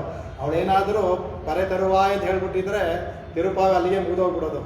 ಆ ಪರೆ ತರದಿ ಆಗಿಲ್ಲ ಅಂತ ಹೇಳಿದ್ರಿಂದ ಇನ್ನು 5 ಶ್ಲೋಕಕ್ಕೆ ಹೋಯ್ತು. ಅದಕ್ಕೆ ಪರೀಕ್ಷೆ ಮಾಡ್ತಾನಂತೆ ಅವನಿಗೆ. ಅವ್ರು ಹೇಳ್ತಾನಂತೆ ಅದಕ್ಕೆ, ಅವ್ರು ನೀವು ಹೇಳಿದ್ದು ಯಾವುದೂ ಕೊಡೋಕ್ಕಾಗಲ್ಲ, ಹೇಳಿ ನಮಗೆ ಆಸೆ ಏನೋ ಸರಿ ನಿಮಗಿರೋದು. ಅವಾಗ ಹೇಳ್ತಾನೆ, ನಿಮಗೆ ಒಂದೇ ಒಂದು ಏನು ಅಂದರೆ ನಾನೇ ಬಂದ ಅಂದರೆ ನಿಮ್ಮ ಜೊತೆ ಇದ್ದ ಅಂದರೆ ನೀವು ಹೇಳಿದ್ದೆಲ್ಲ ಆಗುತ್ತೆ. ಇವ್ರು ಬೇಕಾಗಿದ್ದು ಅದೇನೆ, ನೀವು ಕೇಳಿದ್ದಂತೂ ನಾನು ಕೊಡೋಕ್ಕಾಗಲ್ಲ. ಗರುಡ ನನ್ನನ್ನು ಬಿಟ್ಟು ಬರೋದಿಲ್ಲ, ಈ ಪಾಂಚಜನ್ಯವು ನನ್ನ ಬಿಟ್ಟು ಕೈ ಬಿಟ್ಟು ಹೋಗೋದಿಲ್ಲ. ಇನ್ನು ನಾನೇ ಕೋಲ ಬೆಳಕಿದೆ ಅಧ್ಯಾತ್ಮ ದೀಪ ನೀವು ಕೇಳ್ತಾ ಇದ್ದೀರಾ, ಅಲ್ಲಿರೋದು ನಾನೇನು ಜೊತೆ ಇದ್ದರೆ ಇರ್ಬೋದಾಯ್ತವ್ರ ಅಂತ. ಇವರು ಬೇಕಾಗಿದ್ದು ಅದನ್ನೇ. ಅದಕ್ಕೆ ಬಾಲೆ ಅಂತ ಅವ್ರು ಹೇಳ್ತಾರೆ. ಯಾಕೆ ಅದ್ಭುತ ಮಾಡ್ತಾರೆ ಅಂದರೆ, ನೀನು ಅಷ್ಟೇ ವಾತ್ಸಲ್ಯವಾಗಿದೆ, ಈ ಒಂದು ಚಿಕ್ಕ ಕೆಲಸ ಮಾಡೋದಿಲ್ಲ, ನೀವು ಏನೇನೋ ಮಾಡಿದೀಯ ನೀನು ಏನಕ್ಕೆ ಅಂತ ಹೇಳ್ತಾರೆ ಅವನಿಗೆ. ಆ ಮಾಲೆ ಅನ್ನೋದಕ್ಕೆ ತಮಿಳಲ್ಲಿ ಅನೇಕ ಅರ್ಥ. ಅದಕ್ಕೆ ಕಪ್ಪ ಅಂತ ಆಗುತ್ತೆ. ಈಶ್ವರ, ಸ್ವಭಾವ, ಪ್ರೇಮ, ವ್ಯಾಮೋಹ ಅನೇಕ ಅರ್ಥಗಳಿದೆ ಅದಕ್ಕೆ. ಇಲ್ಲಿ ಸ್ವಾಮಿತ್ವತೆ ಪ್ರೇಮಮಯ ಅವನು, ಅದರಿಂದ ಅತ್ಯಂತ ವ್ಯಾಮೋಹ ಉಳ್ಳವನವನು. ಎಲ್ಲ ನಮ್ಮ ಇದರಲ್ಲಿ ವ್ಯಾಮೋಹ ಉಳ್ಳೋದ್ರಿಂದ ಅದಕ್ಕೆ ನಿನ್ನ ಇದೆಲ್ಲ ನೀನು ವ್ಯಾಮೋಹವುಳ್ಳವನು ಇದೆಲ್ಲ ಕೊಡ್ತೀಯ ಅನ್ನೋದಕ್ಕೋಸ್ಕರನೇ ಮಾಲೆ ಅಂತ ನಾವು ನೀನು ಕರೆದಿದ್ದು. ಮಣಿವಣ್ಣ ಅಂತ ಕರೆದಿದ್ದು ಯಾಕೆ ಅಂದರೆ ಅದೇ ನಮಗೆ ದೀಪ, ಮಂಗಳ ದೀಪ ಆಗಿರೋನು ಮಣಿವಣ್ಣ ಅಂತ ಕರೆದಿದ್ದು. ನೀನೇ ಬಂದರೆ ನೀನೇ ಆಗ್ತೀಯ, ಅದಕ್ಕೆ ನಿನ್ನ ಮಣಿವಣ್ಣ ಆದಂತ ನೀನೇ ನಾವು ದೀಪ ಆಗ್ತೀಯ ಅಂದ್ಬಿಟ್ಟು ಅದು ಹೇಳ್ತಾನೆ. ಅದಕ್ಕೆ ಭಗವಂತ ಹೇಳ್ತಾ ಅದಕ್ಕೆ ಅವನು ಹೇಳ್ತಾನೆ, ಪ್ರಿಯೋಯಿ ಜ್ಞಾನಿಯೋತ್ತರ್ಥಂ ಅಹಂ ಸಚ ಮಮ ಪ್ರಿಯ ಅಂತ. ಜ್ಞಾನಿ ಅಂದರೆ ಯಾರು ಇವನ್ನ ತಿಳ್ಕೊಳ್ತಾರೋ ಅವರು, ಅದಕ್ಕೆ ಜ್ಞಾನಿ ಇದು ಆತ್ಮವೇ ಮತಂ ಅಂತ ನೀನೇ ಹೇಳಿದೀಯ. ಹಾಗಾಗಿ ನಮ್ಮ ಜ್ಞಾನ ಎಂದ್ರೆ ನೀನೇ ನಮಗೆ ಎಲ್ಲ ಬಂದಿದ್ದೀವಲ್ಲ, ಹಾಗಾಗಿ ನೀನು ನಮಗೆ ಕೊಡಬೇಕು ಅಂದ್ಬಿಟ್ಟು ಹೇಳ್ತಾರಂತೆ. ಅದಕ್ಕೆ ಇದನ್ನು ಹೇಳ್ತಾರಂತೆ, ಸೀತೆ ಹೇಳಿ ಕಳಿಸ್ತಾಳೆ ಅವಳು, ಮಾಸಾದೂತ್ಪನ್ನ ಜೀವೇಯಂ ಹೇಳಿ ಕಳಿಸ್ತಾಳೆ ಹನುಮಂತನ ಹತ್ರ. ರಾಮನಿಗೆ ಹೇಳು, ಇನ್ನೊಂದು ತಿಂಗಳ ಮೇಲೆ ನಾನು ಬದುಕೋದಿಲ್ಲ ಅಂದ್ಬಿಟ್ಟು ಹೇಳೋದು ಅಂತ. ಆ ಥರ ಈಗ ನಾವು ಬದುಕಿದ್ದೀವಿ, ಇನ್ನು ನಿನ್ನ ಬಿಟ್ಟು ಒಂದು ಕ್ಷಣವೂ, ಸೀತೆ 1 ತಿಂಗಳು ಇರ್ತೀನಿ ಅಂತ ಹೇಳಿದ್ರು, ನನಗೆ 1 ತಿಂಗಳು ಆಗಲ್ಲ, 1 ಕ್ಷಣವೂ ನಮಗೆ ಇರೋಕ್ಕಾಗೋದಿಲ್ಲ. ನಮಗೆ ನ ಜೀವೇಯಂ ಕ್ಷಣಮಪಿ, ಇವಾಗ ನಿನ್ನ ಬಿಟ್ಟು 1 ಕ್ಷಣವೂ ನಾವು ಇರೋದಿಲ್ಲ. ಅದಕ್ಕೆ ಹಾಗಾಗಿ ಈಗಲೇ ನಾವು ಬಂದು, ಅದಕ್ಕೆ ನೀನು ದೀಕ್ಷೆ ತೊಗೊಂಡಿದೆಯಲ್ಲ ಕಾಪಾಡ್ತೀವಿ ಅಂದ್ಬಿಟ್ಟು ಅಂತ, ಎಲ್ಲರೂ ಕಾಪಾಡ್ತೀವಿ ದೀಕ್ಷೆ ತೊಗೊಂಡಿದೆಯಲ್ಲ. ಹಾಗಾಗಿ ಅದಕ್ಕೆ ಭಾಷಿಕಾರು ಅದಕ್ಕೆ ವಿನತ ವಿವಿಧ ಭೂತವು ರಾತ ರಕ್ಷೈಕ ದೀಕ್ಷೆ ಅಂತ ಭಾಗದಲ್ಲಿ ಅದ್ಭುತವಾಗಿ ಅದಕ್ಕೆ ಕಾಪಾಡೋದು, ಭೂತವನ್ನು ಕಾಪಾಡೋದು ದೀಕ್ಷೆಯಾಗಿ ಇಟ್ಕೊಂಡಿದ್ದಾನೆ ಭಗವಂತ ಅಂದ್ಬಿಟ್ಟು ಅಂತ. ಅದಕ್ಕೆ ವಿದಿತಸ್ಸಹಿ ಸೀತನ ವಿದಿತಸ್ಸಹಿ ಧರ್ಮಜ್ಞ ಶರಣಾಗತ ವತ್ಸಲಃ ಅಂದ್ಬಿಟ್ಟು ಅಂತ ಅಂದರೆ ರಾವಣನಿಗೆ ಹೇಳ್ತಾಳೆ. ಅವನು ಇದ್ದ ಅಂದರೆ, ಹೋಗು ನೀವು ಮಿತ್ರಭಾವೇನ ಸಂಪ್ರಾಪ್ತಂ ನತ್ಯಯಂಗ ಭಗವಂತನು ಹೇಳಿದ್ದಾನೆ, ಅದನ್ನು ಮಿತ್ರಭಾವದಿಂದ ಹೋಗೋ ನಿನಗೆ ಇದ ಅಂದರೆ ಅವನು ಶರಣಾಗತ ವತ್ಸಲ ಅವನು ಅಂದ್ಬಿಟ್ಟು ಹೇಳ್ತಾರೆ. ಹಾಗೆ ನೀನು ಅದಕ್ಕೆ ನಾವು ಬಂದಿದ್ದೀವಿ, ನೀವು ಅವ್ರಿಗೆ ಹೇಳ್ತಾರೆ ಅದಕ್ಕೆ ನೀನು ಎಲ್ಲರೂ ಬಂದಿದ್ದೀವಿ, ನೀನು ಮಾಡದೇ ಇರೋ ಕೆಲಸ ಏನು? ನಿನ್ನ ತಾಯಿಯಲ್ಲಿ ಅಪಚಾರ ಪಟ್ಟಂಥ ಒಂದು ಕಾಗೆಗೆ ಅಲ್ಲಿವರೆಗೂ ಇದಿರಲಿಲ್ಲ, ಈ ಭಯಮ ಇರಲಿಲ್ಲ. ಕಾಗೆ ಮೇಲೆ ಗುಬ್ಬಿ ಮೇಲೆ ಬ್ರಹ್ಮಾಸ್ತ್ರ ಬಂದಿದ್ದೆ, ಆಗ ಆ ಸಣ್ಣ ಕಾಗೆಗೆ ಬ್ರಹ್ಮಾಸ್ತ್ರನೇ ಬಿಟ್ಬಿಟ್ಟಿಲ್ಲ. ತಾಯಿ ಮೇಲೆ ಎಷ್ಟು ವಾತ್ಸಲ್ಯ ಇದ್ದರೆ ಬ್ರಹ್ಮಾಸ್ತ್ರ ಒಂದು ಸಣ್ಣ ಇದು ಬಿಟ್ಟಿದ್ರೆ ಆಗಿತ್ತು, ಬ್ರಹ್ಮಾಸ್ತ್ರವನ್ನೇ ಬಿಟ್ಟಿಲ್ಲ ನೀನು. ಅಂದರೆ ತಾಯಿ ಮೇಲಿರುವ ನಿನ್ನ ವ್ಯಾಮೋಹ ತೋರಿಸುತ್ತೆ ನಿನಗೆ ಮಾಲೆ ಅನ್ನೋದಕ್ಕೆ. ಅದಕ್ಕೆ ತಾಯಿ ಅದನ್ನೇ ಹೇಳ್ತಾಳೆ. ಇವನಿಗೆ ಹೇಳಬೇಕಾದ್ರೆ, ಹನುಮಂತನ ಹೇಳ್ಬೇಕಾದ್ರೆ ಹೆಮ್ಮೆನ ಹೇಳುತ್ತೆ, ಬತ್ಕೃತೆ ಅಂತ ಹೇಳ್ತಾರೆ. ನನಗೋಸ್ಕರ ಕಾಗ ಮಾತ್ರ ಬ್ರಹ್ಮಾಸ್ತ್ರಂ ಸಮುದೀರಿತಂ, ನನ್ನ ರಾಮ ನನಗೋಸ್ಕರ ಕಾಗೆ ಮೇಲೆ ಬ್ರಹ್ಮಾಸ್ತ್ರವನ್ನೇ ಪ್ರಯೋಗ ಮಾಡ್ದ ಅಂತ ನಾವು ಹತ್ರ ಹೇಳ್ಕೊಬೇಡವಾ? ಹಾಗಾಗಿ ನೀನು ಸಿದ್ಧೋಪಾಯನಾಗಿದೆಯಾ? ನೀನು ಏನು ಮಾಡದೇ ಇರೋ, ಎಷ್ಟು ಕೆಲಸ ಮಾಡಿದೆಯಾ ನೀನು ಮಾಡಿರೋದೆಲ್ಲ ನಿನ್ನಲ್ಲಿ ಕೃತಜ್ಞತೆ ಇಲ್ಲದೇ ಇದ್ದವ್ರಿಗೆ ನೀನು ಮಾಡ್ತಾ ಇದೀಯ. ಕೃತಜ್ಞತೆ ಇರೋರು ನಾವು. ಅರ್ಜುನನಿಗೆ ಸಾರಥಿ ಆದೆ, ಅವನಿಗೆ ದೂತ್ ಹೋದೆ, ಅವಮಾನ ಪಟ್ಟೆ, ನಿನ್ನನ್ನು ಸಾರಥಿ ಥರ ನಡೆಸ್ಕೊಂಡ. ಅಲ್ಲಿ ತೊಗೊಂಡು ಹೋಗೋ ಗಾಡಿ ಇಲ್ಲಿ ನಿಲ್ಲಿಸು ಕೆಳಗಡೆ ಇಳಿಯಿಂದ ಅಲ್ಲಿ ಓಡಿಸು. ಅವನು ಇನ್ನೊಂದು ಓಡಿಸ್ಬೇಕಾದ್ರೆ ಅವ್ರಿಗೆ ಸಮಯ ಇರುವಂತೆ. ಆ ಸಾರಥಿಗೆ ಅವರು ಎಡಗಡೆ ಹೋಗ್ಬೇಕಾದ್ರೆ ಎಡಗಡೆ ಕಾಲು ತಿವಿತಾರಂತೆ, ಬಲಗಡೆ ತಿವಿತಾರಂತೆ. ಭಗವಂತನ ಎಲ್ಲ ಇದೆಲ್ಲ ಮಾಡಿಸ್ಕೊಂಡಿದೀಯಾ, ಆದರೂ ಅವರು ಆಶ್ರಿತರು ಅಂತ ಹೇಳ್ತೀಯ. ನಾವು ಇಷ್ಟೆಲ್ಲ ಬಂದಿದ್ದೀವಿ, ನೀವು ಅವರೆಲ್ಲ ಹಾಕಿ ನೀವು ನಮ್ಮನ್ನು ನೀವು ಬಿಡೋದಿಲ್ವ ಅಂತ ಇದನ್ನೆಲ್ಲ ಅವನು ಎಷ್ಟೆಷ್ಟು ಮಾಡಿದೀಯ ನೀನು ಅವರಿಗೆ. ಅವನಿಗೋಸ್ಕರ ಭಗವಂತ ನೀನು ನಮಗೊಂದು ಕೊಡೋಕ್ಕಾಗಲ್ಲ ಅಂತೆಲ್ಲ. ಆ ಶಕ್ತಿ ಆಯುಧ ಭಗವಂತನ ಬಿಟ್ಟು ಎಲ್ಲರನ್ನೂ ಕೊಲ್ಲುವಂಥ ಶಕ್ತಿ ಉಳ್ಳದದು. ಭಗವಂತನು ಬಂದುಬಿಟ್ಟು ಅರ್ಜುನ ಬಿಟ್ಬಿಡ್ತಾನೆ ಅವನು ಭಗದತ್ತ. ಇವನ ಮೇಲೆ ಶಕ್ತ್ಯಾಯುಧ ಮಾಡ್ತಾನೆ. ವಿಸೃಷ್ಟಂ ಭಗದತ್ತೇನ ತತಶ್ಚ ಸರ್ವಘಾತವೈ ಉರಸ್ರಾಪದಿ ಜಗ್ರಾಹ ಭಾತಂ ಸಂಚಾದ್ಯ ಮಾಧವ. ಅವನಿಗೆ ನೀನು ಎದೆಯಲ್ಲಿ ತೊಗೊಂಡಿದ್ದು ಗೊತ್ತಾಗಲಿಲ್ಲ ಅವನಿಗೆ. ಇವನು ತಗೊಂಡ ಬಂದು ಎಲ್ಲೋ ಬಿದ್ದೋಯ್ತು ಅಂದ್ಕೊಳ್ಳೋದಾದ್ರೆ ಕೃಷ್ಣ ಅದನ್ನು ಎದೆ ತೊಗೊಂಡ ಇವತ್ತಂತ ಅದು ಗೊತ್ತಾಗಲಿಲ್ಲ ಅವನಿಗೆಲ್ಲ ನೀನು ಮಾಡ್ತಾ ಅದಕ್ಕೆ ನೀನು ಅದಕ್ಕೆ ಹಿ ಜಗನ್ನಾಥ ನಮೋಸ್ತು ಮಾಧವ ಚಕ್ರಪಾಣಿ ಅಂದ್ಬಿಟ್ಟು. ಹಾಗಾಗಿ ನಾವು ನಿನ್ನನ್ನು ಮಾಡ್ತೀವಿ. ಹಾಗಾಗಿ ಇದು ಏನು ದೊಡ್ಡ ವಿಷಯ ಎಲ್ಲ ನಿನಗೆ, ನಾವು ಕೇಳಿದ್ದು ಎಲ್ಲವನ್ನೂ ನೀನು ಕೊಡ್ಬೋದು ಅಂತ ಅದನ್ನು ಹೇಳ್ತಾರೆ. ಅದಕ್ಕೆ ಆಮೇಲೆ ಅದನ್ನು ಹೇಳ್ತಾರೆ, ಮಣಿವಣ್ಣ ಅಂದರೆ ಇಂಧನದ ಮಣಿ ಅಂತ ಹೇಳಬೇಕಾದ ಅಂದರೆ ಅದು ಹೇಳ್ತಾರೆ. ನಯವಾಗಿ ಶುಭ್ರವಾಗಿದೆ, ಸುಲಭವಾಗಿ ಕಟ್ಕೋಬೋದು. ನಮಗೂ ಸಹ ಅದು ಅತ್ಯಂತ ಬೆಲೆ ಉಳ್ಳದ್ದು. ಕೆಲವು ಬೆಲೆಯನ್ನು ತಿಳಿದಂತೆ ಆ ಮಣಿಯ ಬೆಲೆ ಹೇಗೆ ಅಂತಂದರೆ ಯಾರ ಕೈಲಿರುತ್ತೋ ಅದು ಹೋಗುತ್ತೆ. ಈಗ ಕಪಿಗಳ ಕೈ ಸಿಕ್ಕಿದ್ರೆ ಮಣಿಗೂ ಅದಕ್ಕೂ ಒಂದು ಗಾಜಿಗೂ ವ್ಯತ್ಯಾಸವಿಲ್ಲ, ಎಷ್ಟು ಕೊಡುತ್ತೆ ಅದು. ಇಲ್ಲ ಸ್ವಲ್ಪ ಈ ಕಾಡಲ್ಲಿರೋ ಜನಗಳಿಗೆ ಅವ್ರಿಗೆ ಸಿಕ್ಕಿದ ಅಂದರೆ ಅಲ್ಪ ಬೆಲೆ, ಅವ್ರು ತೊಗೊಂಡೋಗಿ ಕೊಡ್ತಾರೆ, ಕೊಟ್ಟಷ್ಟು ತೊಗೊಂಡೋಗ್ತಾರೆ, ಅವ್ರಿಗೇನೋ ಸಿಕ್ಕಿದ್ದು ಸಾಕು ಅಂತ. ಅದೇ ರತ್ನ ವ್ಯಾಪಾರಿ ಇರ್ತಾನಲ್ಲ, ಆ ರತ್ನ ವ್ಯಾಪಾರಿ ಇದ್ದ ಅದು ಒಳ್ಳೆ ಬೆಲೆ ಕೊಟ್ಕೊಳ್ತಾನೆ. ಅದೇ ಅದು ಮಹಾರಾಜರಿಗೆ ಹೋದ ಅಂದರೆ ಅದನ್ನು ತನ್ನ ತಲೆಗೆ ಇಟ್ಕೊಳ್ತಾನೆ ಮಣಿನ. ಅದು ನಿಜವಾದ ಬೆಲೆ ಅವನು ಗೊತ್ತಾಗುತ್ತೆ ಅದಕ್ಕೆ. ಹಾಗೆ ಇದನ್ನು ನಿನ್ನ ಈ ಮಣಿಯಾಗಿ ಯಾಕೆ ಹೇಳ್ದಂದರೆ ಆ ಥರ ನೀನು ನಮ್ಮ ಜೊತೆ ಬಂದಿರು, ಮಣಿಯಾಗಿ ಬಂದಿರು ನೀನು ಅಂದ್ಬಿಟ್ಟು ಅಂತ ಹೇಳ್ತಾರೆ. ಕಡೆಗೆ ಹೇಳ್ತಾರೆ ಇನ್ನು ಆಮೇಲೆ ಭೀಷ್ಮರು ಮಾಡಿದೆ ಉಪಕಾರ ಮಾಡಿದೆ ನೀನು ಒಪ್ಕೊಳ್ತೀನಿ. ಅವರು ನಿನಗೆ ಸಹಸ್ರನಾಮವನ್ನೇ ಹಾಡಿದ್ರು, ನಿನಗೆ ಮನಸ್ಸಿನಲ್ಲೇ ಸ್ಥಾಪನೆ ಮಾಡಿದ್ರು. ಕಡೆಯಲ್ಲಿ ಅವ್ರ ಮನಸ್ಸಲ್ಲಿ ನೆನೆಸ್ಕೊಡ್ಸ ತಕ್ಷಣ ಓಡಿ ಬಂದು ಮುಂದೆ ನಿಂತ್ಕೊಂಡೆ. ಅವ್ರ ಕಡೆಯಲ್ಲಿ ಹೋಗ್ಬೇಕಾದ್ರೆ ಕೃಷ್ಣ ಅಂತ ಕರೀತಾರೆ. ಅವರು ಯಾತ್ರೆ ಮಾಡಿ ಪರಮದಕ್ಕೆ ಯಾತ್ರೆ ಮಾಡೋ ಮುಂಚೆ ಎದುರಿಗೆ ಬಂದು ನಿಂತ್ಕೊಂಡೆ. ಮನಸ್ಸಲ್ಲಿ ನೆನೆಸಿದ್ದಕ್ಕೆ ಭೀಷ್ಮರು ಮುಂದೆ ಇಷ್ಟು ನಾವು 25 ಹಾಡಿಂದ ನೀನು ಹಾಡ್ತಾನೆ ಇದ್ದೀವಿ, ಮಾಡ್ತಾ ಇದ್ದೀವಿ, ಎದುರಿಗೆ ಇದೆಯಾ, ಆದರೂ ನಮ್ಮ ಜೊತೆ ಬರೋದಿಲ್ಲ ಅಂತೀಯಲ್ಲ. ವಿದುರನಿಗೆ ಕೂಡ ನೀನು ಮಾಡಿದೆ. ಆ ಧೃತರಾಷ್ಟ್ರ ಅವನಿಗೂ ಸಹ ಸಂಜಯನ ಮೂಲಕ ನೀನೆಲ್ಲ ಮಾಡಿದೆ. ಆ ಸಂಜಯನಿಗೆ ಎತ್ತ ಪುಣ್ಯ ಮಾಡಿದ್ದ ಅವನು, ಜೀವದೃಷ್ಟಿ ಕೊಟ್ಟೆ ಅವನಿಗೆ. ನಿನ್ನ ಭಗವದ್ಗೀತೆ ನೋಡುವಂಥ ಮಾಡಿದೆ, ಇದೆಲ್ಲವನ್ನೂ ಮಾಡಿದೆ ನೀನು. ನೋಡಿ ಅರ್ಜುನ ಗೀತೆಯನ್ನು ಕೇಳ್ದ, 3 ತಿಂಗಳಾದ ತಕ್ಷಣ ನೀನೇನೋ ಹೇಳಿದೆ ಎಲ್ಲ ಮರ್ತೋಯ್ತು ಅಂದ್ಬಿಟ್ಟ. ವಿಶ್ವರೂಪವನ್ನು ತೋರಿಸುತ್ತಾ ಗೀತಾ ಅಂತ ಮರ್ತ್ಬಿಟ್ಟ. ಭೀಷ್ಮರು ಪಾಪ ಅವರೊಬ್ಬರು ಇದು ಭಕ್ತಿ ಬಹಳ ಇದ್ದರು, ಅವ್ರು ಹೋಯ್ತು ಅದಕ್ಕೆ. ಹಾಗೆ ಎಲ್ಲರೂ ನಿನ್ನನ್ನು ದೇವತೆಗಳು ಎಲ್ಲ ಮಾಡಿದೆ ನಾವೇ ಗೆದ್ದು ಅಂತ ಪ್ರಯಾಣ ಮಾಡಿದ್ರು, ನಿನ್ನನ್ನು ಮರೆತು ಬಿಟ್ರು. ಆದರೆ ನಾವು ಇರೋದು ನಿನ್ನನ್ನು ಯಾವತ್ತೂ ಮರೆಯೋರಲ್ಲ ಅದಕ್ಕೆ. ಹಾಗಾಗಿ ಇದೆಲ್ಲವನ್ನೂ ತಿಳಿಯುವಂತಹ ನೀವು ನಮ್ಮ ಜೊತೆ ಬಂದಿರೋದೇ ಶ್ರೇಯಸ್ಸು. ಹಾಗಾಗಿ ನೀವು ಬಂದಿರೋ ಮಾಣಿಕ್ಯದ ಬೆಲೆ ನಮಗೆ ಗೊತ್ತು, ಅವ್ರಿಗೆ ಬೇರೆಯವ್ರಿಗೆ ಗೊತ್ತಿಲ್ಲ. ಅರ್ಜುನ ಆರಾಧಿಗಳೇ ಗೊತ್ತಾಗಲಿಲ್ಲ. ನಿನ್ನ ಮಾಣಿಕ್ಯದ ಬೆಲೆ ನಾವು ತಿಳ್ಕೊಂಡಿದ್ದೀವಿ, ಹಾಗಾಗಿ ಬಂದಿರೋ. ನೀವು ಹೇಳ್ತಾರೆ ಭಗವಂತ ನಿತ್ಯವಾಸಿ ಸಹಾಯದಲ್ಲಿ. ಇದು ಯಾಕೆ ಸುಲಭ ಅಂದರೆ ನೀವು ಸುಲಭನಾಗಿ ಎದುರಿಗೆ ಸಿಕ್ಕಿದೀಯ. ಭಗವಂತ ಸಾಲಿಗ್ರಾಮದಲ್ಲಿ ನಿತ್ಯವಾಸಿ ಅಂತೆ. ಈ ವಿಗ್ರಹಾದಿಗಳಲ್ಲಿ ನಿತ್ಯ ಆವಾಹನೆ ಮಾಡಬೇಕು, ವಿಸರ್ಜನೆ ಮಾಡಬೇಕು, ಅದು ತುಂಬ ಪರಿಧಿ. ಆದರೆ ಸಾಲಿಗ್ರಾಮದಲ್ಲಿ ಯಾವಾಗಲೂ ಇರ್ತಾನೆ, ಸುಲಭ. ಆ ಥರ ನೀನು ಸಾಲಿಗ್ರಾಮದಲ್ಲಿ ಇರೋ ಥರ ಸುಲಭವಾಗಿ ನಮ್ಗೆ ಎದುರಿಗೆ ಸಿಕ್ಕಿದೆಯಾ ನೀವು ಇದಕ್ಕೆ. ಅದರಿಂದ ನೀನು ಸುಲಭವಾಗಿರೋದ್ರಿಂದ ನೀನು ಮಾಲೆ, ಅದರಿಂದ ನಾವು ಕರೆದಿದ್ದೀವಿ ನಿಮಗೆ. ಅದೇ ನೀರಾಡುವ ಅಂತ ಹೇಳಿದ್ದು ಅದೇ. ಇದಕ್ಕೆ ನಾವು ಕೇಳಿದ್ದೆ ಅದಕ್ಕೆ.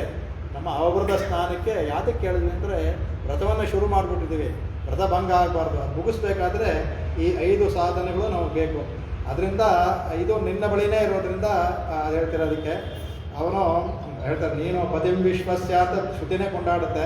ನಾವು ನಿನ್ನ ದಾಸರಾಗಿದೆ, ಹಾಗಾಗಿ ನಾನು ಇನ್ನೇನು ಕೇಳಿಲ್ವಲ್ಲ, ಇದು ಅಷ್ಟನ್ನೇ ಕೇಳಿರೋದು, ನೀನು ಕೊಡಲೇಬೇಕು ಅಂತ ಹೇಳ್ತಾ ಕಡೆಗೆ. ಆಮೇಲೆ ಹೇಳ್ತಂತೆ ಸರಿ ನೀವು ಕೊಡ್ತೀನಿ, ಇದನ್ನೇ ಎಲ್ಲಿ ಹೋಗಲಿ ನೀವು ಹೇಳಿದ್ರಿ ಇದಲ್ಲಿ ಬಿಟ್ಕೊಡಮ್ಮ, ಬೇರೆ ಯಾವುದಾದ್ರು ಸ್ಮೃತಿನಲ್ಲೋ ಇನ್ಯಾರಾದರೂ ಋಷಿಗಳು ಅವರು ಈಗ ವೇದ ಪರಾಶರರು ಅವರು ಯಾರು ಹೇಳಿಲ್ವಲ್ಲ ಅಂತ ಹೇಳ್ದಂತೆ. ಯಾಕೆ ಹೇಳಿಲ್ಲ? ಇದರಲ್ಲಿ ಭಾಗವತದಲ್ಲಿ ಹೋಳ್ಯಾಧಿಕರಣ ಅಂತ ಬರುತ್ತೆ. ಈಗ ಇದು ಮಾಡೋದು ಹೋಳಿ ಆಚರಿಸ್ತಾರಲ್ಲ, ಅದೇ ಇದು ಈಗ ಕಾತ್ಯಾನವೃತ್ತಿಕ್ಕಿದು. ಇದನ್ನು ಅದಲ್ಲೂ ಹೇಳಿದೆ, ಮೀಮಾಂಸ ಶಾಸ್ತ್ರದಲ್ಲೇ ಬರುತ್ತೆ ಹೋಳ್ಯಾಧಿಕರಣ ಅಂತ. ಮೀಮಾಂಸ ಶಾಸ್ತ್ರ ಬರೋದೇ ವೇದದಿಂದ, ಅದರಿಂದ ಅದರಲ್ಲೂ ಹೇಳಿದೆ, ಇದರಲ್ಲೂ ಬಂದಿದೆಯಲ್ಲ ಅಂತಂದು ಹೇಳ್ತಾರಂತೆ ಅದಕ್ಕೆ. ಆಮೇಲೆ ಭಗವಂತನಿಗೆ ಏನು ಮಾಡೋಕ್ಕಾಗಲ್ಲ, ಅವನಿಗೆ ಆಯಿತು ಅಂದ್ಬಿಟ್ಟು ಅವನು ಹೇಳ್ತಾನೆ. ಎಲ್ಲರಿಗೂ ಸಹ ಅವನು ಸ್ವತಂತ್ರನಾದ ಅಂದರೆ ಪಾರತಂತ್ರವನ್ನು ತೋರಿಸ್ಕೊಳ್ಳೋದಲ್ಲಿ ಆಗಿರುವಂತಹ ಭಗವಂತ ಏನು ಮಾಡ್ತಾನಂತೆ, ಇದನ್ನು ತೋರಿಸ್ಕೊಳ್ತಾನಂತೆ ಅವನಿಗೆ. ಮೇಲೆಯ ಶೈವನುಗಳನ್ನ ಸ್ವಲ್ಪ ನಾಳೆ ಕವರ್ ಮಾಡಿ ಮುಗಿಸೋಣ. ಸ್ವಲ್ಪ ಇದೆ ಧರ್ಮಶಾಸ್ತ್ರ ವಿಷಯ ಇದೆ, ಅದನ್ನು ನಾಳೆ ಹೇಳಿ ಮುಗಿಸೋಣ.